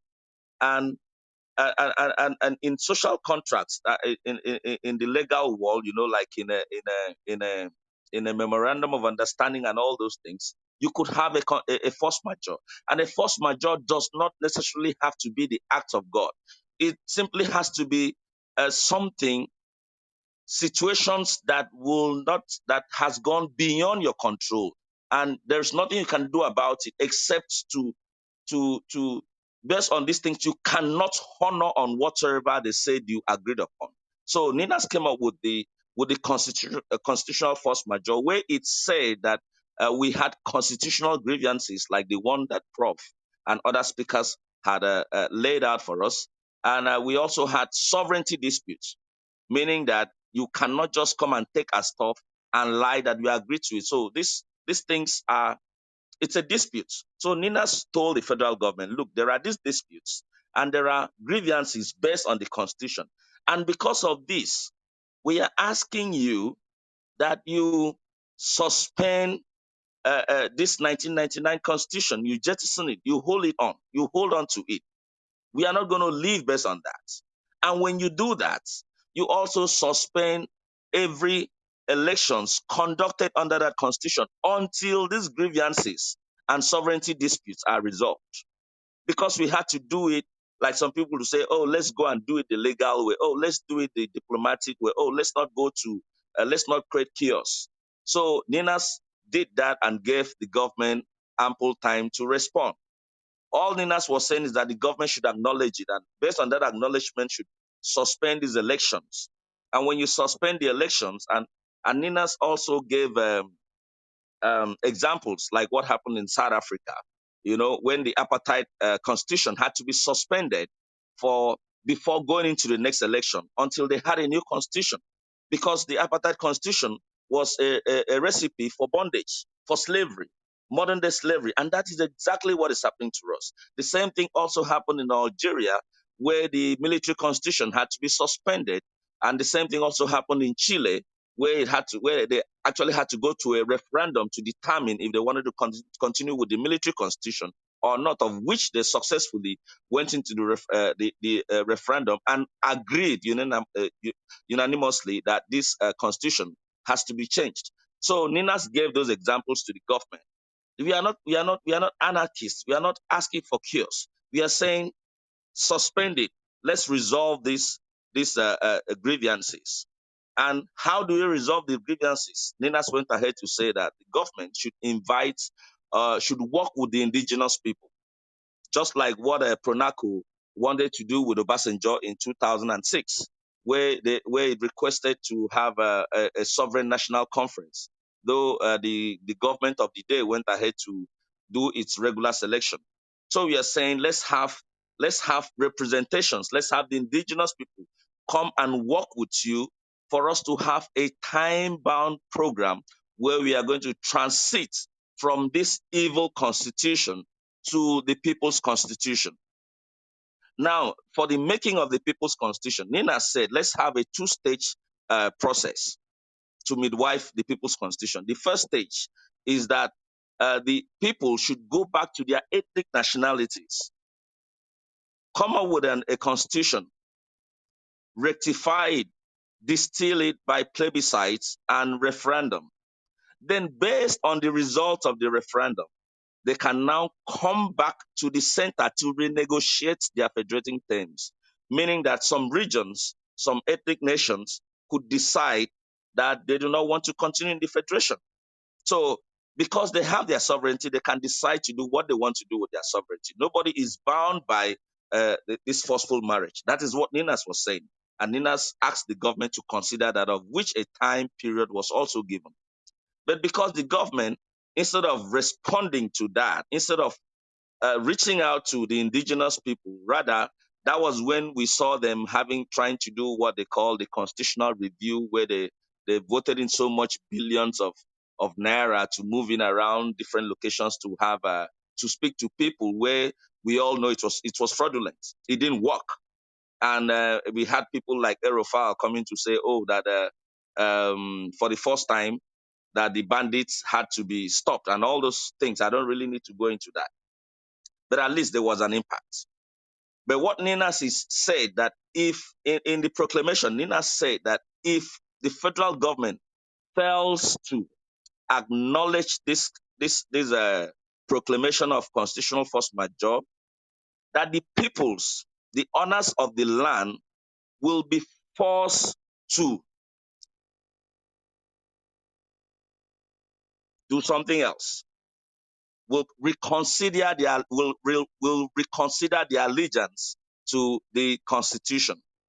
So I don't want to call it civil disobedience. I don't want to give it any name. But what the proclamation said, that the indigenous nationality will reconsider their allegiance to the Constitution. But what NINAS is now saying, since the federal government have failed to do this, we are going to do it ourselves, because we do not actually need the federal government to seek for our self-determination. It is our right. Sovereignty, you cannot take it away from us. You can steal it, but you cannot take it away from us. So Ninas is saying that the first thing we need to do is to create a logjam. That is the trigger that somebody had asked about. To create a logjam by halting the 1999, the 2023 election that is based on the 1999 constitution, that we are going to halt it. Ninas is not asking that the people should boycott the election or just allow them to do what they have to do. No, Ninas is saying that we should make sure the elections don't hold. And that can only happen if we have the critical mass. That will also happen if we go educate our people in the rural areas. That can only happen if we educate everybody around us that is sick and tired of this slavery. When that is done, when you have a president that has outstayed his constitutional period, then there must be something. Either the people will go back to their ethnic nationalities or their regions and conduct a referendum on their own. And based on the referendum, they will stand on that. Because what Ninas has been doing all the while, we have been putting the international community on notice that the indigenous people are asking for their sovereignty back. So by the time ethnic nationalities do that, and Ninas has done a very wonderful job by creating a very large alliance from the south to the middle belt, meaning that those that want this freedom are going to be in the majority. So who is the people that is going to try to stop us if every one of us in the south and middle belts go to our respective regions, blocks, ethnic nations, and conduct our referendum and come up with a resolution on what we want?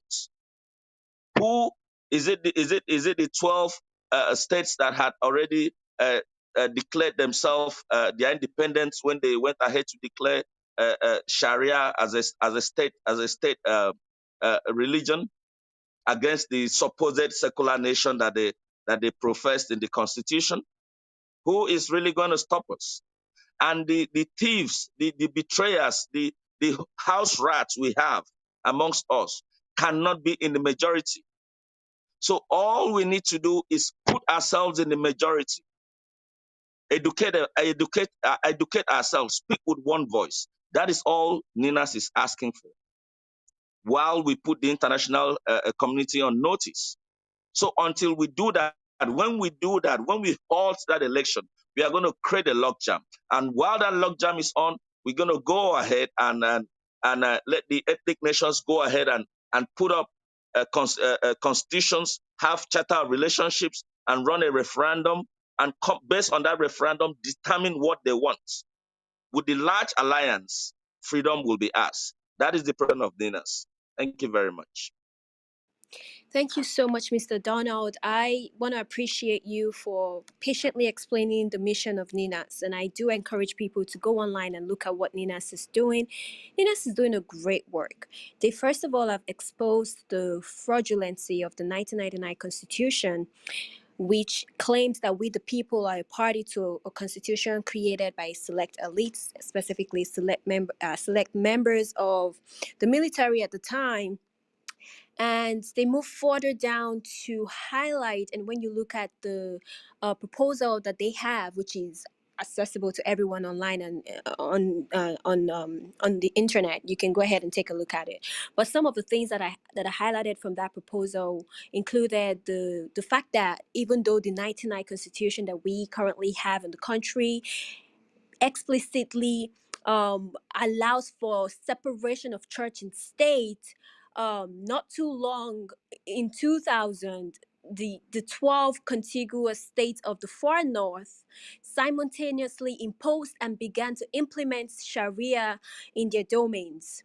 And this was against the express provision of the 1999 Constitution, which in Section 10 forbids the adoption of any state religion. So this essentially is translating to a unilateral secession from the secular Union of Nigeria.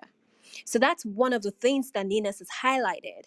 Another thing that NINAS has highlighted, which I think is very good for all of us to know, is NINAS has put the international community on notice. If you are a concerned citizen of Nigeria, you would understand how incessantly our government has been taking foreign loans from different foreign entities, including China, the World Bank, IMF. NINAS has put all of these entities on notice that these loans that are being taken on behalf of we the people is not really on behalf of we the people. So essentially, these foreign lenders are lending the government these loans at their own risk. And whoever's signature is on the contract for these loans, when we finally get our self-determination, will be responsible for following up with the payment of such loans. So thank you again, Mr. Donald. I appreciate you taking your time to talk about the need to suspend the fraudulent 1999 Constitution, which inadvertently will mean that we need to suspend the elections. We cannot have elections without suspending, revisiting, reanalyzing, recreating a constitution. So I want to say we are not advocating for boycotting the elections according to NINAS. That's what NINAS is saying. However, they are advocating for the breakdown, the deconstruction of the 1999 constitution. Thank you. Mr. Bonk, are you there? Yes, I'm here. Can you hear me very well? Absolutely. Please go ahead. Okay, thank you. I'm very happy that Mr. Donald clarified that part because it led to a petty argument recently. To avoid, you see, we can't be fighting the people that think that politics is a solution. So making them feel guilty for thinking that way is a wrong approach. The approach is, let us fix what is wrong with the Constitution, and then anyone who wants to engage in politics after that is free to do so. So in this kind of struggle, wisdom is very important, and this is one of the reasons why I greatly admire NINAS. I look forward to what we're going to be doing together in the near future. It is not about boycotting election. It is about refusing to allow that to hold until what needs to be resolved is resolved. When you think of the Constitution, don't think of it as if it's a book of slavery that binds you against your will. So if you think that way, you we're not part of the Roman Empire. The empire, there is an empire of iron. Anyone that is conversant with the Bible would remember that Daniel's vision of or statue, he saw a statue with a head of gold, I think a breastplate of bronze, a breastplate of silver, legs of bronze, and then feet of iron. The iron there represented the Roman Empire, and it was an emperor. So iron there represents its iron will. It's an empire that really was very, very aggressive on non-Romans. But they had something called the Pax Romana. The Pax Romana is called Roman peace. So the constitution now represents like a Pax Nigeriana, so to speak. It's a false illusion of peace. So it's saying that prosperity and all that is on the condition that you accept that Rome is your overlord. Same thing with the constitution is saying now. It's a disguised way of saying you have new colonial masters who would exploit you, take your land, take your wealth and redistribute it for them to have the lion's share on false bogus landmass and population, something that Dee had explained earlier. So you don't look at yourself in that situation like a helpless person the way the Romans did. And there's a popular phrase that was said here earlier that you can't destroy the master's house using the master's tool. I heard that recently earlier this week, and it's something I've always thought about with kind of amusement. It's a powerful word. So you can't go into the system to use the constitution you're swearing on to fix things. That is deception. So when you think of the constitution, think of a car, especially for those who live in the Western world. When you buy a car, the car was designed for you to have maximum enjoyment and satisfaction using the product. It's not designed for you to drive because you need to go from point A to point B, or that, oh, well, there's no other option. You need to move. And so this is what you will have. And you have no choice. No. And this is reasons why, after some while, they could send you letters. That happened to me recently on the car I just got about 2 years ago. They said, oh, we just realized that something was wrong with the emissions of all these cars that we created. And so please, we're recalling all these cars to fix it. And I didn't even know there was a problem. I was enjoying the car. I didn't feel anything, So, but they recalled it, and everybody took their cars back, and they fixed what was wrong with it and gave it back to you. That is what the Constitution is. After it's been written and people have used it for a while, it's supposed to be reviewed, and then people are supposed to see the mistakes that are there, and then it's either to be recalled in, or what the manufacturers also do. They will look at the brand they did. They're like, okay, oh, this and this and this is a new technology in town. This is a better way for a car to do, and then they do an upgrade. You remember those good old days of Honda? There is Baby Boy, then there's End of Discussion. They thought that was the end. Well, I'm sure when they were saying end of discussion, they thought that there can never be anything better than this. That's what I believe end of discussion means. But Honda brought something else. Then they said discussion continues. So that's what happened. They keep thinking of what is wrong, thinking of upgrade, but it is madness for a constitution to be on ground. And the Constitution makes it helpless for a governor to protect his citizens. The Constitution makes it impossible for a farmer to be safe on his farm. It makes it impossible for states to generate electricity to do their roads. It makes it impossible for police to be a residual thing. So apparently, we have been turned into people in a slave plantation, right? And so you keep saying, and we're saying no.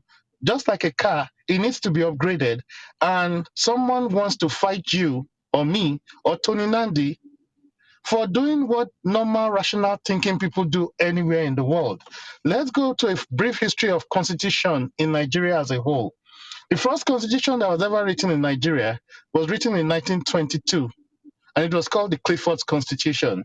There was a lot of faults in this constitution. Why? Because it limited the participation of the natives only to Lagos. They can't participate, and then it limited them only to the Senate, not the executive. They couldn't play any role in executive, and then it limited the laws that they can debate on.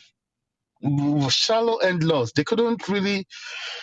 It was really big on excluding a lot of important things that the Senate, that you know it today, like built on, and so it would be madness for anybody to say go and vote, continue to vote in that kind of situation, continue to vote in that kind of situation, right? And then fight from the inside to have that fixed when the constitution would always block it and you would always swear on it. It would be like telling the people that we are fighting civil rights. People like Martin Luther, people like Malcolm X, that what is wrong with you guys? Why are you going out there fighting on the streets? Why don't you just join the protest? Nobody stopped the black people from being part of the Senate or being part of the House of Rep in many parts of America, except the areas that are Jim Crow. So should anybody have told them that they should participate to the extent that they can at that point, and then go and change it from the inside? Go and get your PVC cards and all. It will mean that people like Martin Luther were stupid and daft people.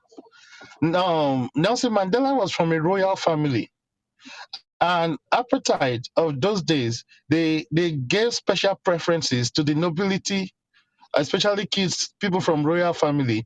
They were allowed to vote in what you call color-blind voting, as we have said here before. So was it madness for Mandela not to have taken advantage of that, being that he was qualified because of his background, but rather he would rather go into ANC. He would rather go into ANC and spend many years in prison to have the structure changed. Those are people that understand that the cat must always come before the horse. The horse does not come before the cat. One of the biggest mistakes that South Africans even made was that they were so busy on repelling appetite that when the white people in South Africa gave them that, okay, there's no more appetite, they didn't take time to review the constitution that was given to them, because even though it removed appetite, it still gave the whites a lot of privilege, because now all the lands they've taken in the name of appetite, all the companies that they've taken in South Africa in the name of appetite, and including their central bank, they now ensured that the new constitution that was be written would protect them and still guarantee their rights to it. Now, all the land became now bonded under the bank. So now, if you ever take lands from white people in South Africa today, you are going to destroy that economy. And we've seen that happen in Zimbabwe. So that is still one thing, that one big mistake they made. And that's why South Africans are still suffering today, even though apartheid, it does not exist anymore. The white people that exploited them there still have a big advantage over them. So constitution is not a minor thing. It's a very important, if the constitution is not right, no election can fix it. No PVC card, no participation can fix it. Now, when the 1922 situation came and went, the Nigerian youth movement evolved. It became the first indigenous party. And in fact, almost all these great men that you notice, with an exception from the people in the north, but all the great top politicians that emerged eventually in southern Nigeria, including Awolowo, including Zik himself, their foundation training to being politicians was from that NYM. It was called Nigerian Youth Movement. That was when serious agitation started, and those guys started fighting that, okay, give us blacks, natives of Nigeria, the right to participate in electoral process, change the constitution so that we can enjoy more. And that was what led to the Richards Constitution of 1946. Now, this Richards Constitution created more benefits for participation. It redirected the boundaries into two, and then gave them access to play more role, but it still did not give them enough as they needed, right? They wanted to have regional. They didn't want the Otto Richards who wrote it was still the executive person, and the natives did not play any executive role. They were still limited to senatorial and legislative roles. They went to England, led by Azikiwe at that time, to protest that constitution. And England kind of responded in a very rude way and told them, hey, this thing started, it's not even up to a year. Go back home and go and see how it worked. When they saw nobody was going to respond to them, they started mobilizing themselves for some very, very strong. Oh, okay, sorry. Yeah, they started mobilizing themselves for a very, very strong resistance. That was when the Zikist movement started. That was when the coal riots in Enugu started. That was when they started the labor union kind of structures and organizations. The British and the colonial masters saw the writing on the wall. They saw that trouble was about to start, and these guys were like, if you don't fix this constitution now and give us right to have executive roles, there's going to be problem. It was so strong at that time that people across Africa started coming to Nigeria to learn what activism was about, even including Mandela himself. He was in Nigeria, I believe, in the early 60s. But all those late 50s and those 40s, they started really showing up a lot in Nigeria. And because it was the first founding place where people now decided that we're going to stand up to the British and we're going to fight them back. So a lot of motivations. Now, this was what led to the McPherson Constitution. It broke Nigeria now into 3 regions and now started to give the natives regional powers. That was what led to the emergence of Awolowo in the eastern region, in the western region, pardon me. That was what led to the emergence of Eyoita in the eastern region, and that was what led to the Sadauna in the northern region. There was no way that could have happened without first a serious resistance of Richard's constitution. It had to be fought, it had to be resisted from and thrown in the dustbin for the Macpherson constitution to exist. And they had something then called the white paper. Excuse me, I have a cold. They had something then called the white paper. And what the white paper does is that immediately the constitution is written, all the leaders of each region will start coming and started discussing about their experiences. And immediately they're discussing the experience and all that, they will start writing it down, monitoring it, and then figuring it out if there is a need for a change or if there's just a need for an adjustment. Now, this McPherson Constitution, the Western region, led by Bode Thomas, who was the leader of the opposition. Then it was after his death that Akintola took over, but he was the leader of opposition at the federal house, while Awolowo was back at base as the leader at the regional. He was really pestering them that they don't like that constitution. And what's the reason? Although it gave them executive powers in their regions, it did not give them financial freedom. The federal purse was still centralized. So all the projects that the Western region wanted to do, the free education, free health, the industrializations they wanted to do, they didn't have the money to do it. And so they were like, and they had a lot of wealth coming from the cocoa board. So they started pestering Macpherson, and Macpherson took this personal, reason being that the constitution had his name, and he wanted to maybe have his bragging rights. So it became a problem to him when he saw the way Bode Thomas and the Western region was pestering him so bad.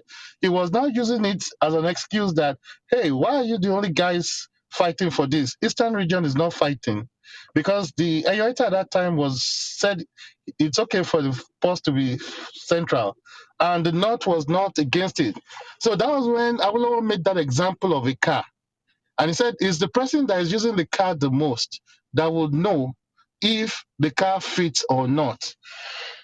And if you buy a shoe and you don't wear it much, you wouldn't know how much it hurts. But if somebody wears it and you walk a lot on your shoe, you'll know how much it hurts. So they have a lot of projects, and they were ready to hold Nigeria on a standstill, and they were being very uncooperative. That was what led to the creation of Oliver Lilliton Constitution in 1954. which came into existence in 1955. And now it was with this Oliver Liston constitution that deregulated the federal purse. That was when, please mute your mic when you come on stage. That was what deregulated the federal purse. Now, the Western region could now operate the Western Nigerian Development Corporation. All the wealth that was coming from cocoa, it stayed in the Western region. It didn't go to the federal purse anymore. And guess what? That was what Western region used to do all the landslide projects that was enjoyed in the 50s by our fathers. It had to do with fighting for constitutional changes for them to get to where they needed to go. And do you know why the First Republic was a failure? And I'm rounding up now. The Federal Republic was a failure because they were asking for a constitutional amendment before independence that would guarantee the Middle Belt as an independent region, South-South as an independent region, and Midwest as an independent region. So the reports that the Europeans gave at that time, who is that now? Mute your mic. Who is on stage with an open mic? Okay. So the report that they gave, to the British gave, they said, look, we can't create these things because the time for independence is short. But they are liars. They knew what they were doing. They wanted the North to come out as the people to inherit Nigeria. And they knew that if they responded to creating more regions, it will drastically break the influence of the North in holding the needed seats that they needed to be able to create the government at the center. That was the game. So they now played something on the psychology of both the northern region and the eastern region, because at that point, Zeke was desperate for independence at any cost. He believed that these guys should just go. Whatever it is we have a problem with, we'll fix it when they're gone. So they now said, okay, if you want us to create these regions, then we would have to move the independence from 1960. So then Zeke and the North said, no, don't worry about that. So they now said they will put it in a clause. These are the conditions to be met before a region could be created, and then they left. But this was it was this grave mistake that led to the short-lived First Republic, because you see all the tensions that led to the first coup, right, was mainly because the people of the Middle Belt were seriously fighting to break away, and they were angry with the man that was financing them, which was Awolowo, because the UNBC under Joseph Taka. And this was what led to the tension between the Jaws and the Igbos. If you remember the Adakaboro situation, if they've had their own independent region, free from Igbos from the start, we won't have this bad blood that still exists between us till today. It was what caused the tension between the Midwest, the Benin especially, and Yoruba people. So you can see how important the Constitution is. If there was a Constitution that guaranteed their autonomy from the start, this bad blood between us will not exist today. So these are the importance of Constitution. So if a group like NINAS comes here and tells us things, and history tells us the disasters involved, it's time for us to cooperate and get it right, the same way our fathers did these fights. So it's important to have the Constitution fixed before the next election. And so whatever we need to do to play our role to bring this Constitution down, we should be ready to play it. I yield the mic. Thank you. Thank you so much, Mr. Bonka. I appreciate you just reiterating and providing more evidence to corroborate the message that Mr. Donald brought to us today. I really encourage everyone to go online and take a look at what NINAS has to offer. NINAS really highlighted some of the evil that is the Nigerian state, including the seizure of assets from states by the federal government and control of those assets, such that state governments are not able to self-determine the future of the state. So if you go on there, it talks about hijacking, confiscating key economic assets, as well as the most important governmental powers and the authority of the federating units. So our vast maritime assets are being confiscated by the federal government. So state governments cannot self-determine what happens to those assets and the revenue coming from those assets. We have our power system, the federally confiscated powers that by the federal government, so that state governments cannot provide power for their own individual states, and that's why Nigeria is in darkness as we speak. We have our banking institutes, insurance companies, patents, trademarks. We have all sorts that have been confiscated by the federal government, and we are not a true federalism. So this message being passed across by NINAS is so important because state governments cannot control their state police. And that's why we're experiencing some of the massive, unimaginable, despicable ethnic cleansing that we see today. With that being said, I want to invite our guests to I want to say thank you, first of all, to all the guests that have spoken today. And I also want to invite members of the audience to come and contribute to this conversation. I'm going to take a cue. I will go PTR order based on people that have not spoken. So if you have not spoken, Unknown T, would you like to add to the conversation, please? Okay. Mr. Jibaba, please go ahead. Hey, thank you, Gonka, for what you do as usual. Earlier on, I have told everybody that we are not independent yet. And what we've been celebrating since the 1960s is not the independence of our people. It's probably the independence of the people from the north, because they are the ones that has been ruling indirectly, and they are the ones that have been taking over. But the question I have for the audience is this, right? At what point are you going to wake up to this reality? Some people have said, oh, is it until when the Fulani man begins to rule over you? Think about it. They're already ruling over us. I mean, go to the airport, go to the seaport, go to every parastatus of interest, go to the NNPC, DPR. Look at who is heading all the parastatus. Who do you need? Every time you say, oh, Alaji Rankadede, really, it doesn't matter what part of the country you are in the south, east, in the west. Go to the military. So, guys, what else do you guys need to know? Because even when the British were around and occupying our land, their presence is not as much as it is now. I mean, they will still hand over some major things to the locals. But right now, the locals are in charge of nothing. So, what else do you guys need to know that this thing is for real? I mean, everybody wants to go watch, all these things they used to distract you. They're only giving you a little bit pacifying effects so you don't complain. And as soon as you don't complain, they are stealing.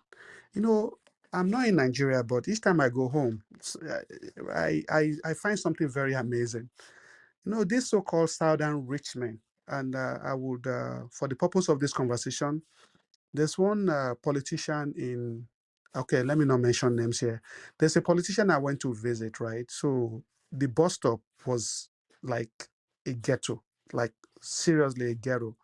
This man has a huge fence at the bus stop. Then inside the fence, he fenced another fence inside his fence. Then in the inside of the fence, he built this very magnificent building, right? With all his cars. He even has all these a little zoo in the inside of the inside. But then to get to him, you have to go through about 2 or 3 securities. And even when you get to his house, you cannot see him. He has to peep through the window. And I'm like, really? Is this life? Even to him that think he is rich among us, this is actually what they call life. But when they come here to the US, they go on their shot, they go on the streets, and they're afraid of nobody. And those guys who think they're comfortable in their land, if there's anything called solitary confinement, I don't see anything that is worse than that. I can guarantee you, this thing I described, go to Tinubu's house, try to go to his house. Technically, this man is in solitary confinement himself.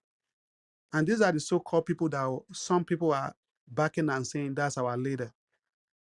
Guys, your leaders are also subject. If your leaders are subject and if they are confined in their own room, what are you? Somebody was talking about driving from up north and he was sharing his experience. He said when he was driving in the south, the checkpoint was enormous. As soon as he crosses Abuja, the road was smooth. There was no single checkpoint. So what does that tell you? Through policing, they have policed us to death. And guess who are these police as well? Who are the leaders? Who are the ones sending these police out? Go to each of the police stations, the head of it is these same people. Go to customs, these same people. Guys, at what point? What else? What else do you guys need? Do you need your ancestors to wake up from the dead? Or do you need Awolowo himself to wake up and say, hey guys, you guys are chained? What do you guys need? Then some of you will come here and start, arguing over nothing. Oh, somebody told me, oh, you guys are acting like Nigeria. Okay, somebody shared a picture with me 2 days ago, about 3 days ago, about this coach in one of the Premier League that went to Nigeria. And he shared the picture and said, some people thought Nigeria is not safe. Look at him. Then I saw the picture. This guy has about 5 to 6 heavily armed policemen. And I said, that's a green zone right there. A green zone in the war zone. It's not even, you don't have as many armed security outfits. And we call this a country. Guys, this is what we are saying. If you've grown up seeing this, it's abnormal.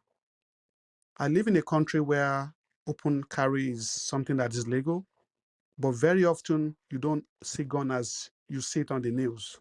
You see the police with their guns, but you don't often see it with civilians.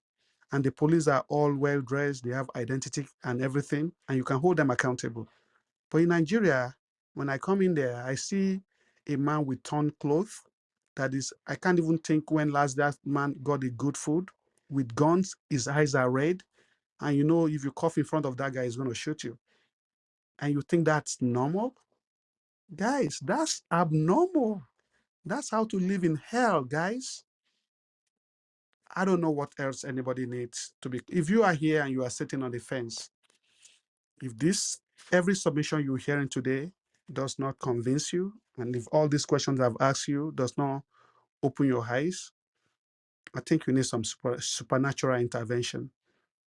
Guys, I appeal to you all. Together, only together, we can achieve this. But the question is, what are you going to do? Today, you've been given the opportunity to be a part of history. You have been given the opportunity to be a founding father, history maker, freedom fighter. What do you want to do? Do you know how to sing? Why not use your talent? Do you know how to write? Why not use your talent? What do you know how to do? Spare about 10 to 15 or 20% of your time and contribute it towards the freedom, not of you alone, of your children and your great-grandchildren. Because every elected official in Nigeria, the next one has been worse than the previous one.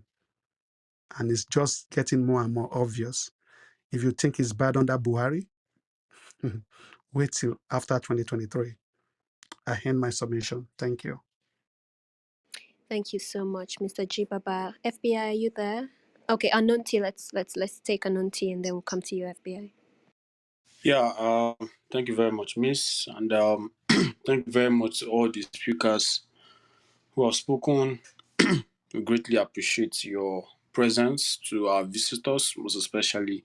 So I have a question for Mr. Donald. I think Mr. Donald was the one educating us concerning NINAS and the strategy they have. And it got to a point where Mr. Donald made mention of alerting the international organizations, so rather the international community.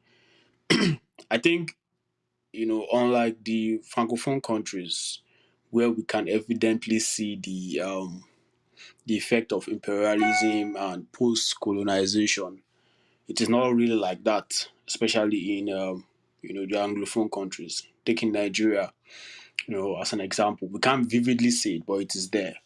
So And definitely we know that, these colonial masters, which are the international communities we're talking about, all have vested interest, especially in keeping Nigeria together.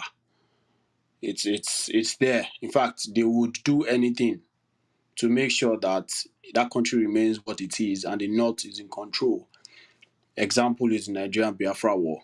We can go back and take retrospective from that. So how do we intend to negotiate with the international bodies? Because somebody has to. It's a give or take. We have to give something, and we have to negotiate. And my prayer is that we don't negotiate in the absence of anybody. So we are speaking to them. Are we also taking into consideration this imperialism that is going on, and a situation that could occur where they backstab whomever it is that is brokering these talks with them, just the same way the UK has disowned Nnamdi Kanu. So it's for me, it's very, very important. What are our plans against these imperialists that are in our midst? Because trust me, once Nigeria is balkanized, once there's self-determination in Nigeria, every other country in Africa would follow suit. And that is going to cause an uproar of, China, of the UK, of the US that is investing heavily because everybody want to take their own, decisions into their hands. So how do we intend to make sure that we're not double crossed? I think that is my question. Thank you. Mr. Donald, are you there? I'm not sure if he's in the room at this moment. Mr. Yes, Donald, I'm actually okay, go I'm ahead. I'm Okay. actually here. I okay. Akuche is going to answer that. Akuche, are you here? Yes, I'm here. I'm going to answer that Okay, question. please go ahead. I Um, can just add to it. for sure. Okay, thank you, Onunti, for that question. So, what I understand from everything is we're letting the international community know that this is what is happening. We're not expecting them to come and save us. We're not expecting them to implement our self determination because inherently that is our right. And only the people can get to that point where they say enough is enough and we get to our self determination. For example, look at what happened in Afghanistan. Do you think that the international community wasn't aware? Everybody was watching, they saw what happened. And then when it became chaotic and then anarchy took over, they came and they took their own people and they left. And that's exactly what's happened coming to Nigeria. People think, oh no, it's just in the north, it's just in some parts of the east. We're safe in Lagos, we're safe in Abuja. We're not. It is coming to you. This is a guarantee. There's no you're not gonna hide from it. You're not gonna run away from it. We know these oppressors, this white colonial masters. They're benefiting from everything that's happening. And like you rightly said, they want to keep us in that place, in that place where they can continue to oppress us using the North as the tools to achieve that.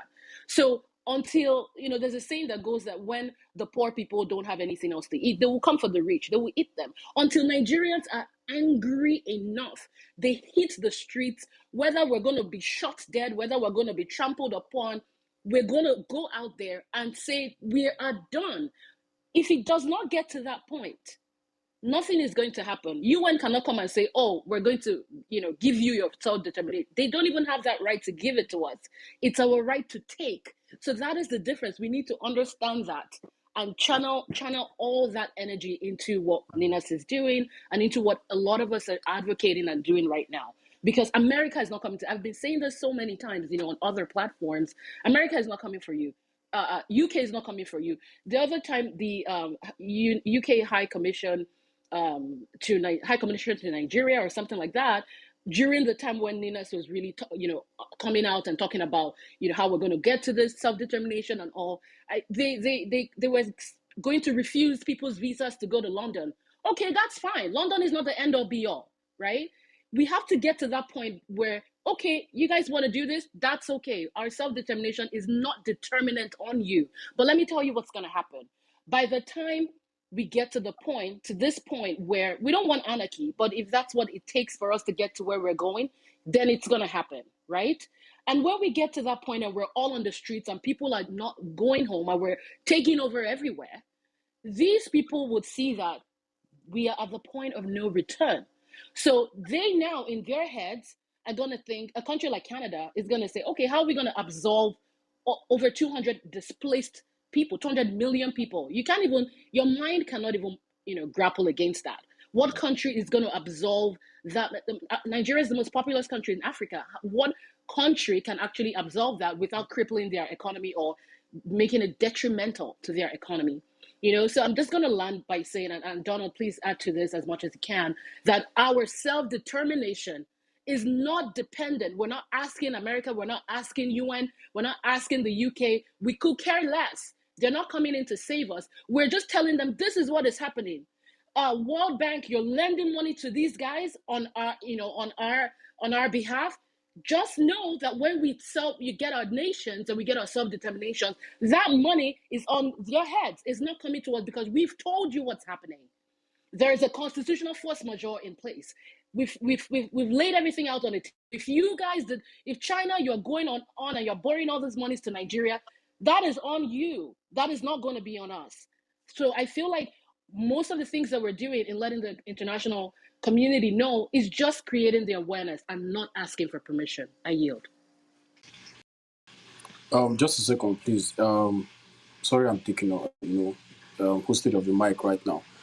I understand what you just said, Akuchi, but then let me just go back to 1967. Nobody seeked for Oju. I'm not sure if Oju could seek anyone's permission. I'm talking about the international bodies right now. He pulled out already. Biafra was the country on its own, and as such, before you knew it, we already knew who the UK backed and who the international communities backed. We must negotiate. It is compulsory. I don't know how we're going to do it. I'm not saying we should wait on the UK or France or the US for our self-determination. Once we decide to pull out, we are going to need international support. I'm talking about what are our current bargaining chips as against what Nigeria has to offer to these people. Because at some point, guns are going to be brought out. Like, I want us to be as practical as possible and envision every possible scenario. All right. Can we continue with the event, please? Thank you. Okay, let me respond to let me clarify on unknown's question. Okay, sorry, please Uh, let me read the rules again before you go out. So sorry, it's very important. It's one of our code of conduct. I'd like to refer everybody back to the Yoruba Nation Code of Conduct for our members. So I'll go back again and say Yoruba Nation. No, sorry. Just a second. It's clause 3 of the behavior. It says the lead moderator must be mindful of all content and conduct while creating a conversation. No violence, no request for violence, no curse words, no interjections. Please, this is one of our rules on Yoruba Nation.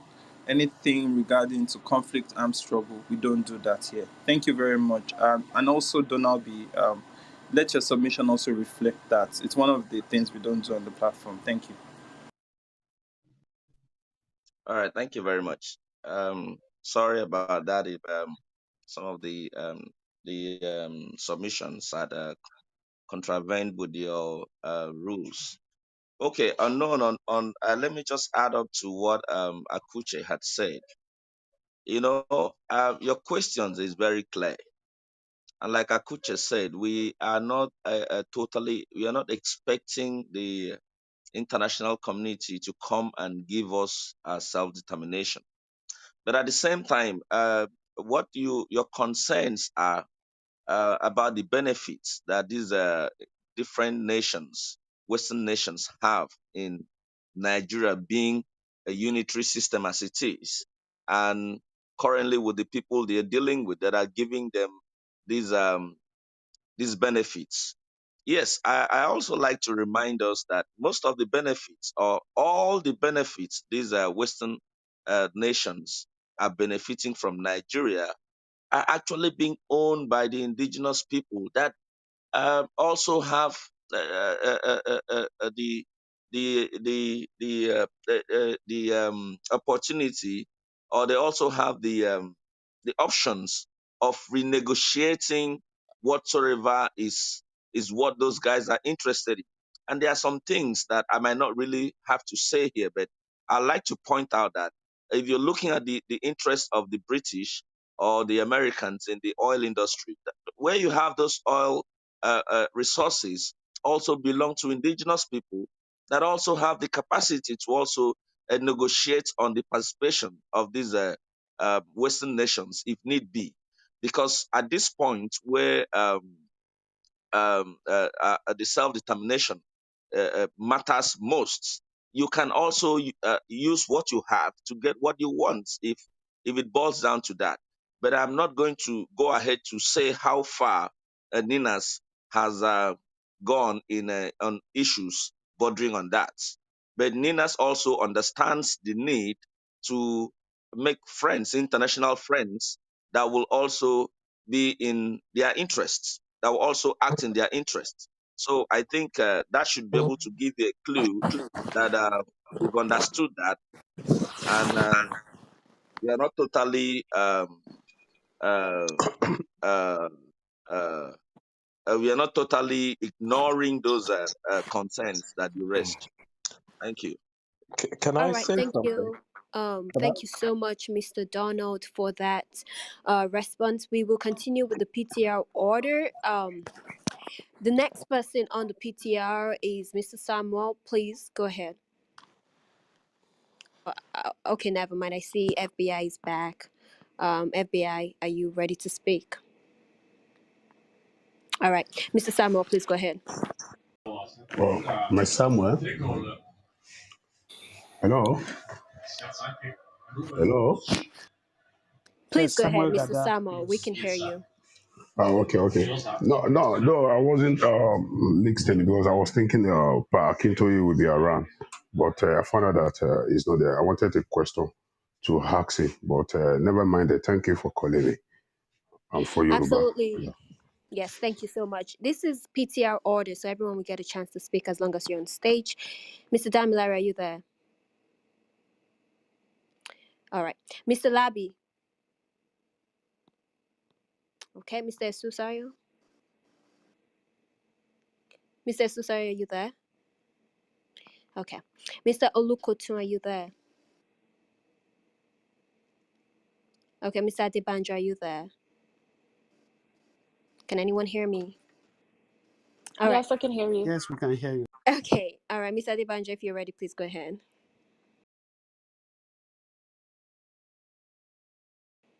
Okay. Mr. Justice, please go ahead. Thank you, everyone.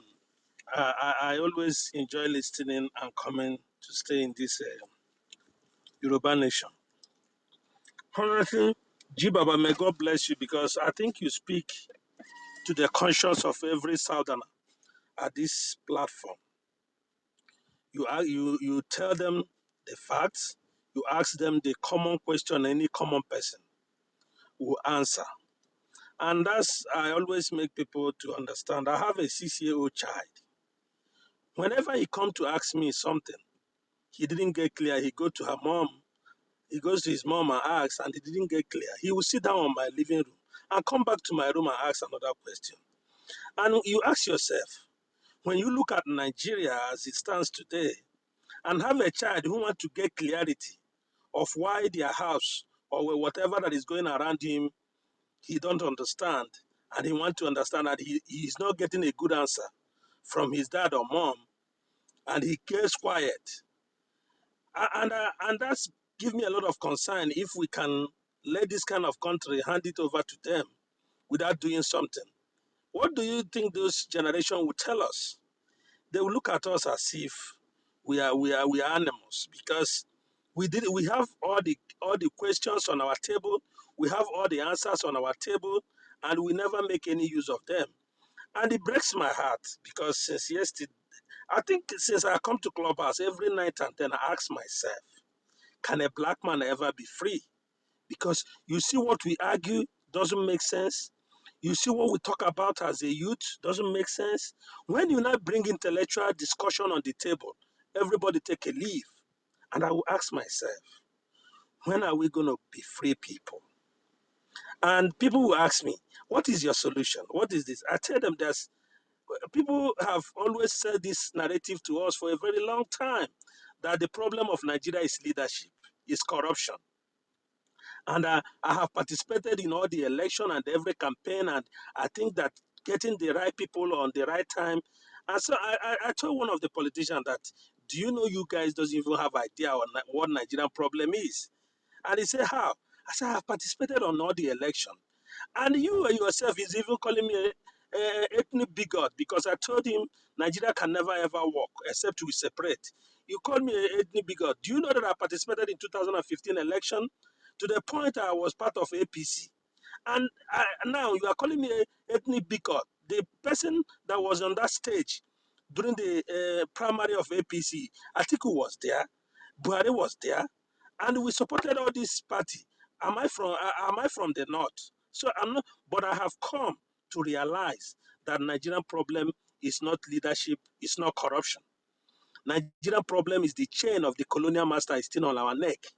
And somebody asked me, how are you going to remove the chain of the colonial master from our neck? I told him, we just have to remove the fake boundaries they give us. That's all. When we remove the fake boundaries they give us, by this they are divide and conquer.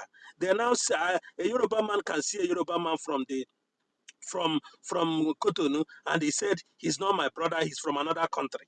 And I will see an Igbo man on the other side of the river. I say this not an Igbo person, he's from the Niger Delta. These are the things they do, knowing that a day like this will come. And I'm asking my people are the southern people because I think too much of education have made us not to know the right path to go. And last night I was asking some group of people, I said, what is our problem? What have the one particular part of the country have given us that we cannot even, in a room of 10 people, we cannot even agree as a southern people to go on a one direction. And this is the problem.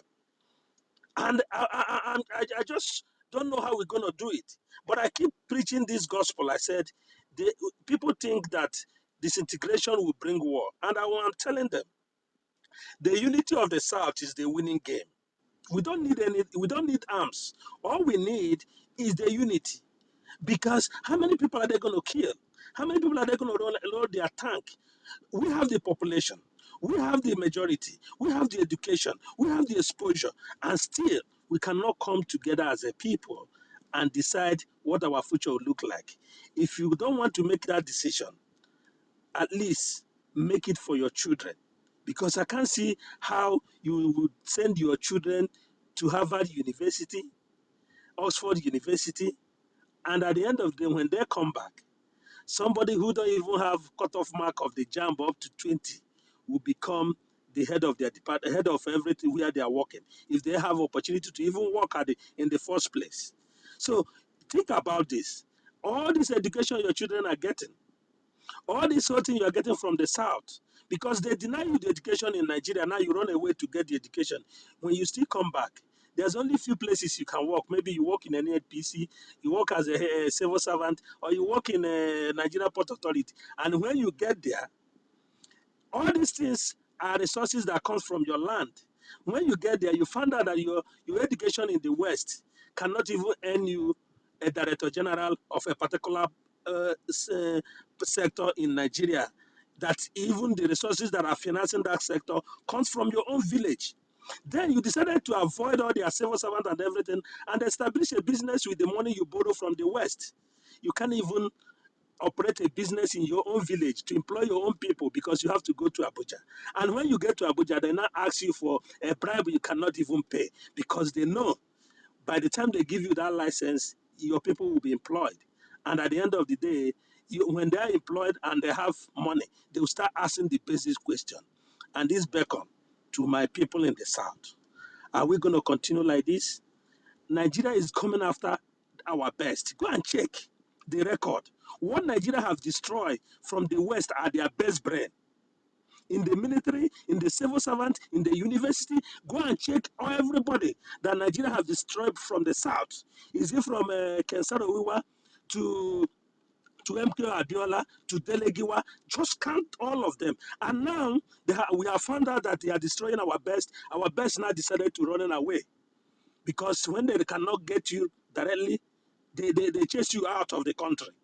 That's what they are doing. People like David Hunde, as intelligent as he is, he's out of the country. People like Mazen Nandekalo is languishing in jail because they know this is our best brain that can challenge anybody anywhere in the world. When they know that they cannot get them, they have to chase them out. And I'm telling the people in the South, by the time we realize that our unity are going to save us a lot of life and a lot of resources, and we have to go for the breakage of this country called Nigeria. Go to Ethiopia, the same problem. This is the chain of the colonial master, and we have to unite to take away this chain of the colonial master if we have to make a progress. If not, nowhere in the world, including Obama, cannot be respected anywhere. Till we remove this chain of colonial masters, even Obama cannot be respected. And we have to do it in this generation. It's going to cost life, it's going to cost energy, it's going to cost time. Don't be afraid. You have to be courageous. Thank you very much. Absolutely, Mr. Justice. Thank you for highlighting the need for us to break the chain of the colonial masters. Akuche, I see you flashing your mic. We will come to you. Let's just go through the PTR and we'll come to you in a minute. Mr. Rahman, are you there? Okay, Yes, please go I'm ahead. here. I'm here. Can you Yes, hear me? over to you. Absolutely. Okay, thank you. Um, this has been a very interesting line of topics. Actually, this is my first time in the house, or I mean the club. Um, I want to come from another angle, especially for what Ninas is doing. For me, if I see Ninas as a person, Ninas would be a general. Now, as a leader that is going on this journey, what is the consideration for the money area? Because Nigeria that I see today, up from like when my eyes really opened was in 1993. I was very young, but then I didn't know what my eyes was opened for because I'm Igbo. Um, we had to move from Lagos back to the east because of the Abiola issue, the June 12 matter. And that journey from Lagos to Abia State opened my eye because I saw a lot of people died on the road. It was terrible. And then a lot of minds were shifted. We got home, and then I realized that we've not been taught or we've not learned anything from our forefathers. Now, for me, education is you sitting down to learn from somebody that has walked a journey and then learning how to implement what you've been taught.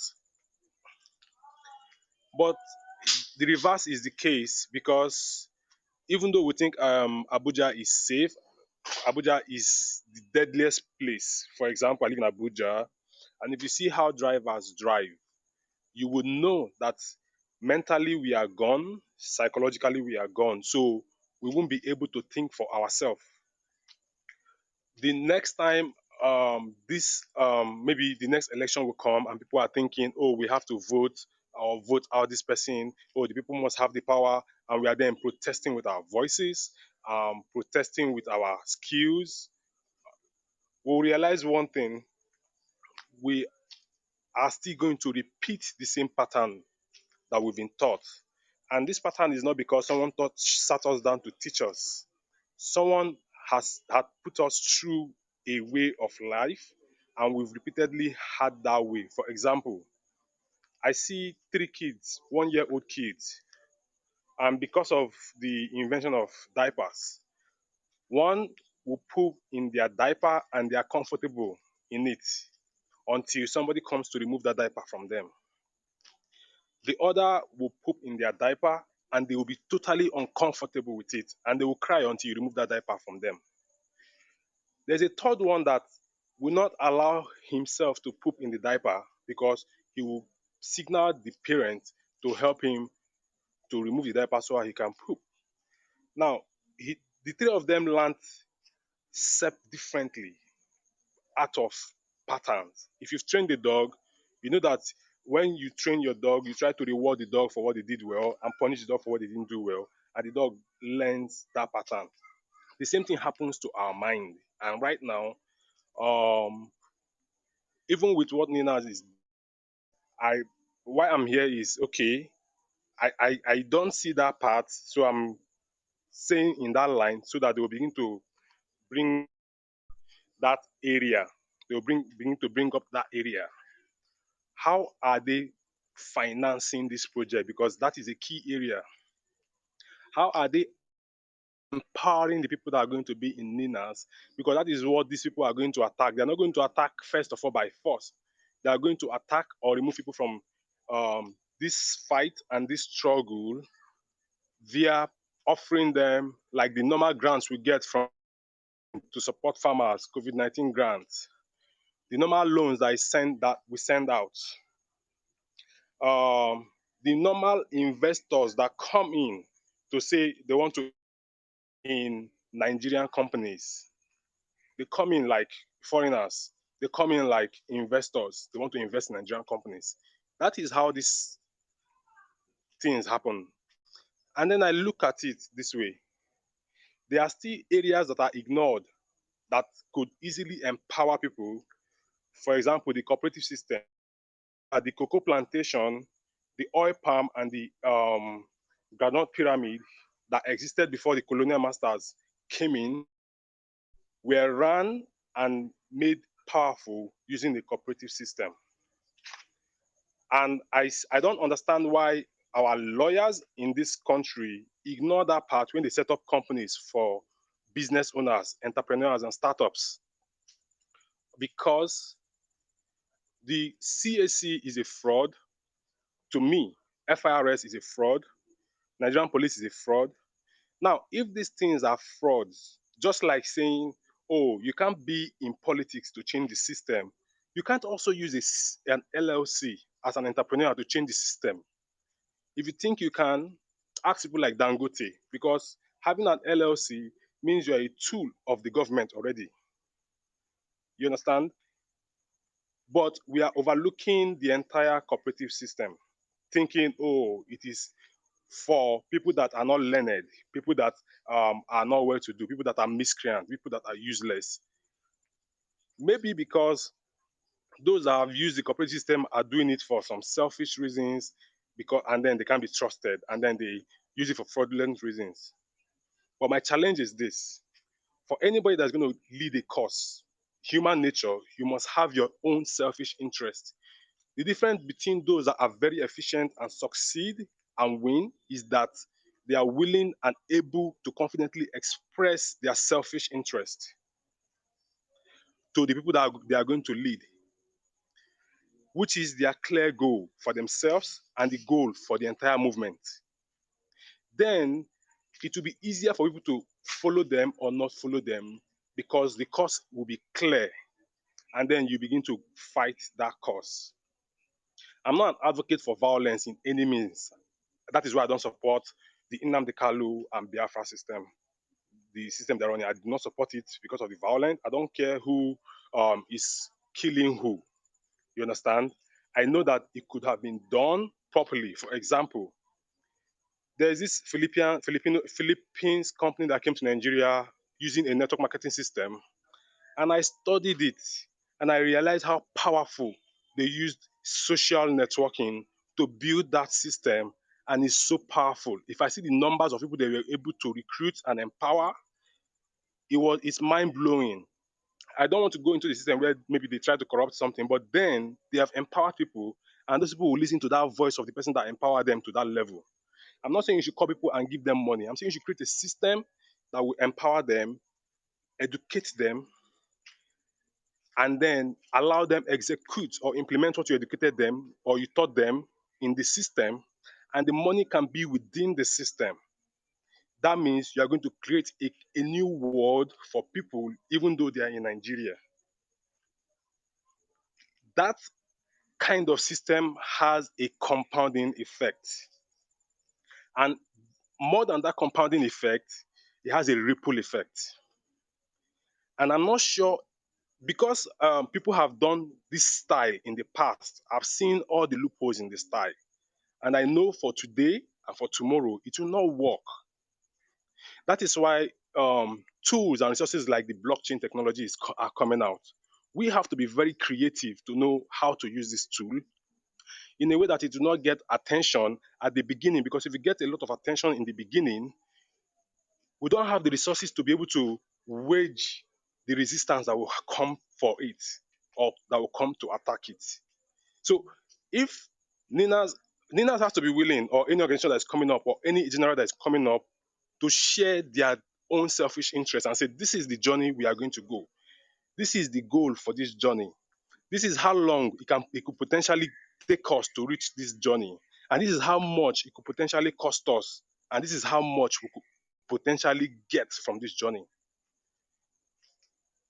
Because with that, you have the power of the people to say, this year, we are not going to do this election.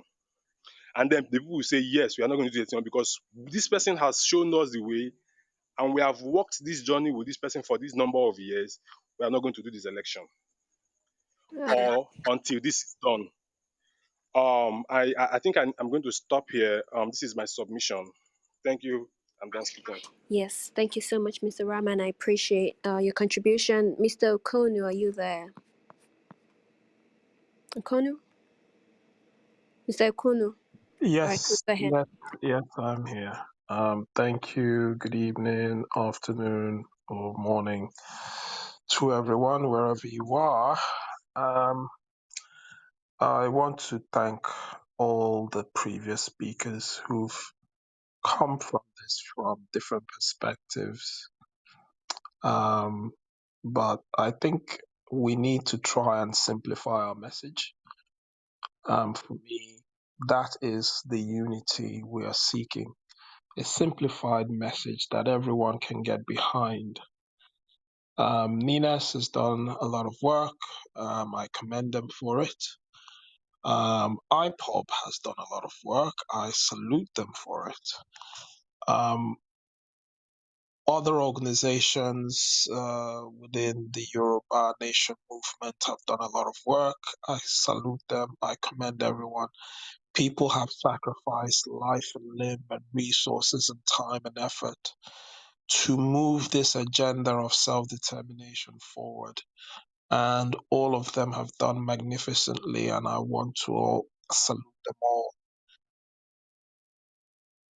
But in order for us to move forward, we do need that unity. We do need that common message. And I know that it's difficult for a lot of these organizations who have different views and different approaches to this movement to have that common view, to have that common message. So it is therefore important to see if we can simplify the message. And that message should be something so simple, so straightforward that we can take it to the grassroots and reach and achieve that critical mass that a lot of people have already talked about. And what is that simple message? 1, self-determination is a right. 2, referendum is the only peaceful way to exercise self-determination. That's it. That's the message. No one can quarrel with that. No one can debate that. No one can even disagree with that. That is the simple message. Self-determination is a right. The only way to exercise that right peacefully is through. If we can get everyone, especially people in the South, to understand and absorb and accept and recognize this simple message, this simple 2 sentences, then we can then start to have a conversation perhaps to what is the modality for exercising that right. But so far, that is the challenge. The challenge is that there are still people who fail to recognize that self-determination is indeed a right. You're not asking for anything special. You're simply asking for your right to be respected. There are still some people who equate referendum with demanding for war, with, something special. So even those who want one Nigeria, even those who want a restructured Nigeria, even those who even want Nigeria to remain as it is without any change and believe that the problem is leadership, they cannot disagree with the point that self-determination is a right. And the only way to exercise self-determination is through a referendum. So if you want one Nigeria, you say to them, if you want your one Nigeria, then by all means, let's test the popularity of that one Nigeria through a referendum. You want to restructure Nigeria, very good. Let's test the popularity of that restructured Nigeria through a referendum. Let us put the onus on them to show us the popularity of the very thing they claim that is popular. I mean, they say that majority of people want one Nigeria. That's fine. We shouldn't need to debate that fact. We should simply say to them, well, prove it. Prove it to us with a referendum, so that is the only way to silence the agitation. And in fact, I would even argue and go as far as to say to the One Nigeria advocates, you are missing an opportunity to, one, silence the agitators. If you use a referendum, you can silence and prove to the world and to everyone that One Nigeria is popular by winning a referendum. To those who want a restructured Nigeria, in fact, it is better for you to support the call for a referendum, because in the campaign, the stakeholders and the government who want One Nigeria to remain will try to appease the people by assuring them that there will be devolved powers to the states or to the regions. So you are able to make that case. And I think all the stakeholders who are in this movement, who recognize what we want to achieve, who support the idea of self-determination, be it NINAS, be it IPOB, be it Yoruba Nation, be it whoever, Niger Delta, whoever it is, Middle Belt, any group you are, let us simplify the message. Let us put the onus on the One Nigeria people to prove to us that One Nigeria is as popular as they say it is. And then let us get everyone on board and behind this simple message. Because it's when we get to that point where it's no longer a debate, then we can start to discuss modalities. Thank you.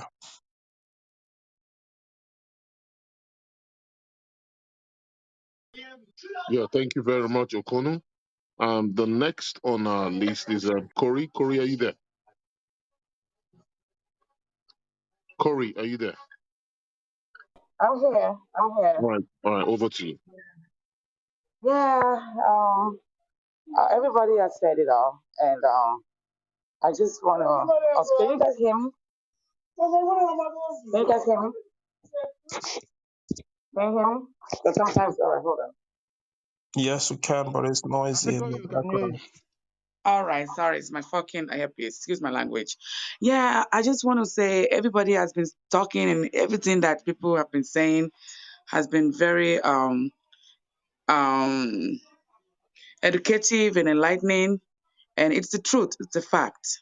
The only thing I just want to add to that is that I just want our people to really know what is going on and to really support this cause, this movement of the dissolution of Nigeria. The history has been fraudulent. None of us ever agreed to be in that union called Nigeria. And even if we did, and even if some people put us together, in the putting us together, they stripped our human rights. So we don't have any human rights whatsoever. In fact, we've been degraded to the level of animals, and animals, even some animals are even better. Okay, so it's like, what have we done as a people to deserve this kind of inhuman, wicked, evil treatment? So the only solution is to get out of the state of Nigeria, to get out of that country called Nigeria. It's an artificial creation to to to kill us, basically. Now, how are we going to do it? I'm just going to add that it's only us that can do it. People that have power, if you have tasted power, and especially when you're an evil man that tasted power, power intoxicates, power corrupts. So they don't want to give it up easily. They don't want to give it up. So that's why they're threatening us. They're rolling out their armies and militaries and and killing us and just holding us by force, by guns. So it's us that we can do it. And we need to make up our mind because only willful slaves, willing and willful slaves will be eager or will not want to do anything to their condition and just to remain in perpetual slavery. And I believe we are not willing slaves. Nobody really wants to surrender themselves willingly to be slaves. So with that saying, fear is a factor and fear is captive. With fear, you put yourself in bondage. So we have to break out of that fear. We have to break out of that box. And dear, we have a human rights. We have a democracy. Nigeria is supposed to be run under a democracy. We know it is not a democracy. And so only us can save us. We've had all the arguments on ground, the facts. So if you have ideas, any idea whatsoever to liberate your people, to save our people, bring it up, bring it forth. If you can bring that idea into life and use it for the benefit of us, of the indigenous people, do it. If you don't have the resources of the or the natural or the physical ability to do it, then and endorse that idea to somebody that knows that can bring that idea to life, because we need to get out of here by any means necessary. Either way, we cannot relent, we cannot give up. It is our obligation, it is our duty. We have no choice. And fear should not hold us down. Nigerian government should not hold us down. International community should not hold us down. We will use diplomacy and everything at our tool to free ourselves from this slave camp, this open air concentration camp, this zoo, as Nnamdi Kanu will say, it is a zoo. Somebody said Nigeria. Listen, Nigeria has no standard of life, no standard of living. Do not let anybody fool you. You have these elites and these, Ajabota children and these privileged individuals that will try to paint Nigeria to you in a beautiful manner. Nigeria has no standard of living whatsoever. It is the worst country on earth. I'm sorry. Everything that they tell you about Nigeria is propaganda. Nigeria cannot produce anything good. The only thing it produces good maybe is the human resources, us. Um, even now, the education is been taken out of Nigerian school system. Our daddy talked about education not too long ago.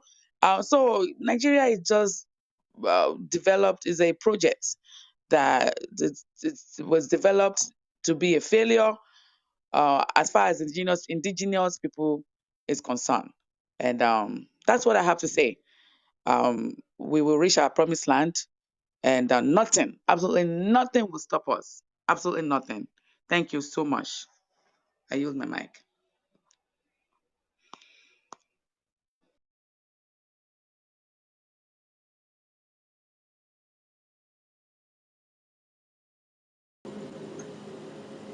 Thank you very much, Corey. Akuche has spoken. Brian has spoken. Okay, Brian Uh, is. Oh, no, Not yet. I just answered a question, but I'm still on the queue, please. okay, all right. Do you mind if you're the last speaker on the PTR? I'll prefer it like that. No, I don't mind. That's okay. Okay, please, I'd like you to help us close. So, Brian, please, if you're there, I'd like you to go for it. Brian, Adebanjo, and Ugo in that order. If Brian is not there, is Adebanjo there? Okay. Adebanjo, before you speak, let me just quickly read out something. in our code of conduct. It says Yoruba Nation forbids any abusive rhetoric against any Yoruba indigene or members of the alliance territory, irrespective of provocation. Similarly, members of leadership or audience members, guest speakers are forbidden from social commentary that diminishes the effort of any local or international body working for the self-determination of indigenous people.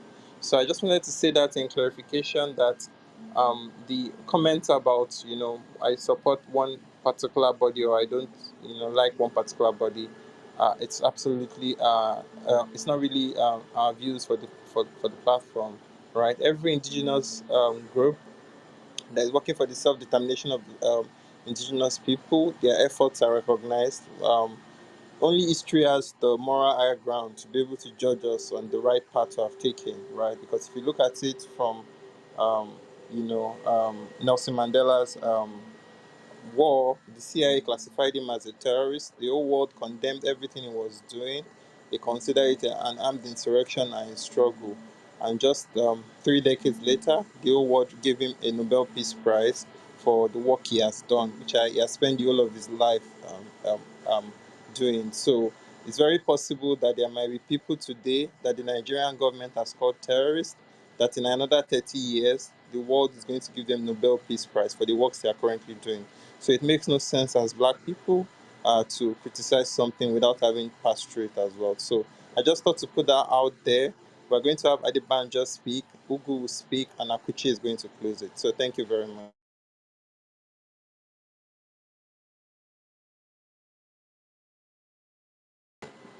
Adebanjo, please go for it. I don't know if you're there. I can't hear you. Adebanjo Alo.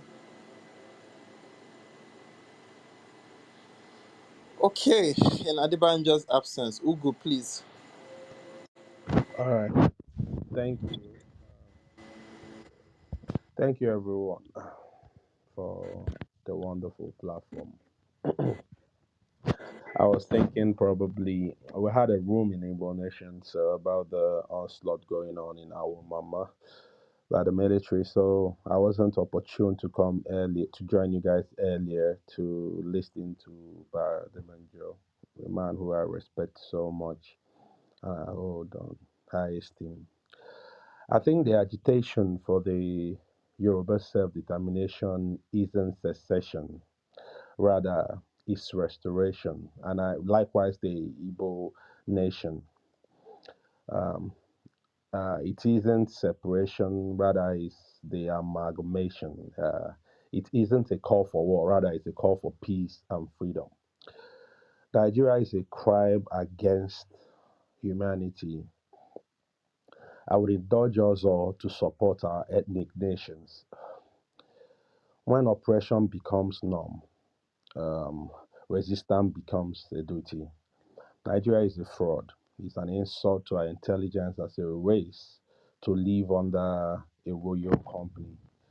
We have a natural boundary divided by language, culture, and tradition. And to my brother who said he does not support MNK method because of violence, my brother, present day Nigeria is averse to prosperity. Nnamdi Kanu, Soroka, IPOP are doing what they can to bring to the fore. They are the only Igbo pervasive force inflicting any kind of pain in the butt of this clannish administration.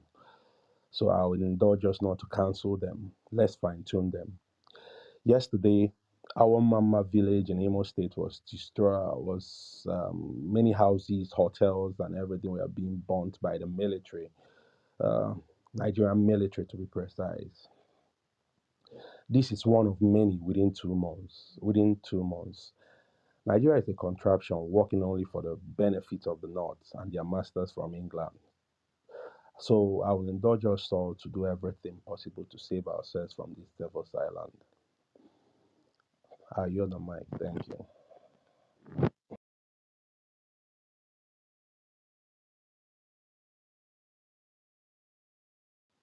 Hello? Go Yeah, on, D. Yeah. we can hear you. Was I audible? Yes, we can Yes, hear you you. were. For the mics for so The long. next Thank speaker you. can go. Who was the next speaker? Okay, so the next speaker, Brian, if you're not in, we'll have to move to Akuche. Akuche is the last speaker on stage, after which we'll be closing the room. So Akuche, please go for it. Then we'll prepare the Yoruba Nation anthem. Thank you very much. Okay, thank you for this opportunity again, and thank you to everyone who's spoken, everyone in the audience, the guest speakers, moderators. Thank you guys. Your passion is admirable, and I always like to close anything that I say with some kind of key takeaway. And just two things I want to quickly touch on. And the first would be that in this, in the pursuit of a self-determination, whether for Yoruba Nation or Igbo Nation or whatever it is, we have to be very mindful to approach it with a lot of empathy, a lot of empathy. And I say that because, someone was talking about, the mental health and things like that. I'm very particular about mental health because that's my profession. And the mindset of the average Nigerian mind, right, is in bondage. They don't even understand the word freedom or rights. Like someone was talking about, this is your right or this is our right. Even I spoke to that, right? That this is our right to this. But the average person does not even understand what that means. So, in approaching this with a lot of empathy, I remember when I was talking to my 70-year-old mom, and when all this, I think it even started with NSARS, and I was talking about how I was going out to protest, and I mean, I had just had a baby too, right? And she was like, no, I don't want you to get involved, like this and that, it's not that bad. And I said, no, mommy, it's actually terrible. It's not just not bad, it's horrific, right? So this is a woman that, in her own mind, she's like, oh, but it's not that bad because she hasn't really seen anything better.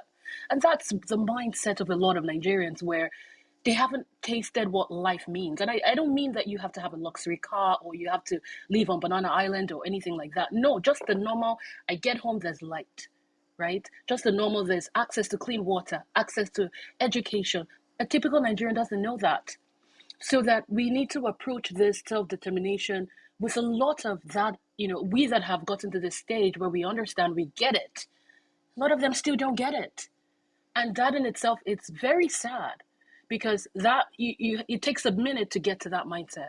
So that we approach this with a lot of love, a lot of empathy. By the time we get to our new nations, I personally will be opening up my clinics with free rehabilitation services, therapy, because we need it. Even I am here as, in the mental health profession, I still go to therapy because of things that happened to me in Nigeria. And this is me, I'm supposed to be educated and all of that. So imagine someone who has no clue, right? So I just crave our indulgence to approach this with a lot of, patience, a lot of empathy, not the ones that obviously are benefiting from the system and they know the truth and, they like, oh no, we're still going to keep you enslaved. That's totally different. But I mean, the tailors out there, there's some business men or women that think that when Nigeria breaks apart, that their businesses will go alongside. Like there's some people that have businesses like maybe in Lagos and they come from like Enugu or something, and they think when Nigeria breaks apart or something, then their livelihood is gone. So we need to explain, empathy and all of that. So that's one aspect of it. And then the other aspect is craving the indulgence of a lot of our Black Nigerians in diaspora. I've spoken at a couple forums where I hear things like, oh, why should we bother? We are here. It's not like we're going back to Nigeria or anything. And I say to them, you are a slave.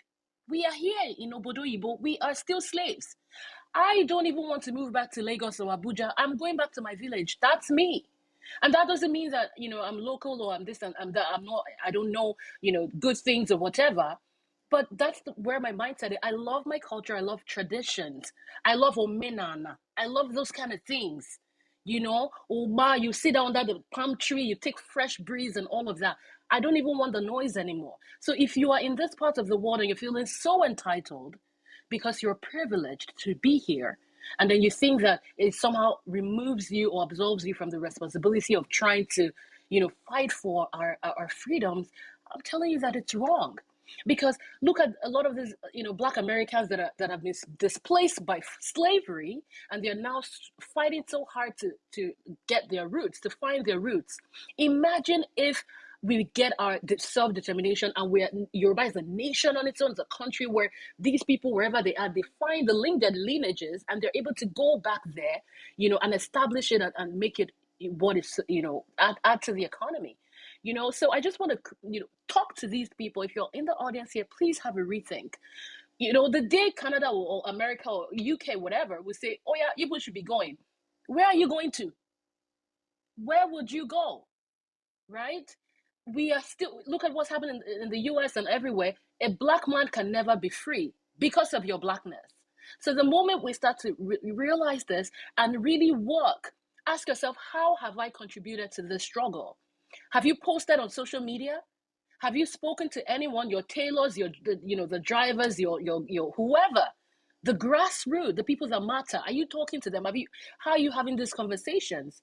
Are you linking it? The reason why you don't have light, look at it all. The reason why this is not happening, we have to bring it down to the nitty gritty. Thank you so much. I yield.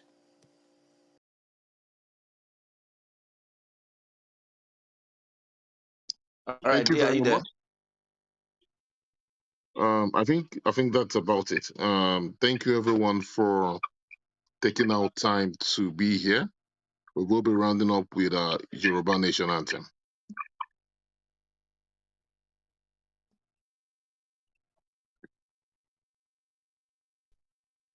I think D is not there. So if he's not there, we can as well close the room. Yeah, Balog is going to play the Yoruba Nation item. That's the process for closing the room. But while he's getting that ready, just to say a very big thank you to everybody who's come for the program today.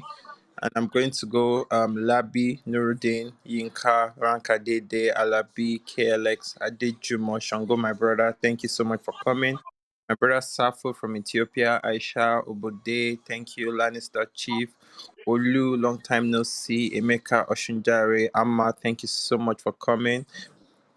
Mr. Busai, Mr. Godswill, our president in waiting, hopefully for our ethnic nation. Smokey, Dot, Kisha, Chika, Patrick, Olajide, Christo, Biloba, Owo, Biolight, Regina, Booms, Ansho, Ewoma, Jesus, Eniola, Siwiswe, Senator A. Emma, Olashende, Ademola, Mickey, Bola, Tunde, Yalude, Jagun, Think, Nash, Ola, Angela, Queen Shiba, Queen, Adebanjo, Olu, okay, Chief, Aji, Omola. Okay, Dari, thank you all so much for coming. Without you, we couldn't have had the session today. Thank you for following Yoruba Nation. Thank you for following and the movement. Bruno Damola Akpeshin, Oduan Lovett, Bolaji Jabile Gab, Ademola D, Negosian Mark Galactic, Abiodun Kazim. Thank you so much for coming today. It's been a pleasure hanging out with you, V. Joseph, Fola, Uthman, Sir, Aminat, Apostle, Empress, K, Ajoke, George, Petra, and my brother Kashmir. Thank you all for coming to the platform. Balogun, over to you.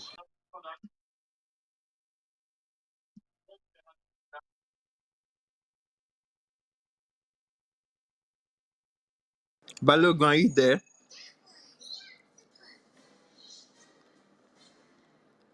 Okay. In the absence of Balogun, we'll be closing the room in 3, 2, 1. Thank you very much.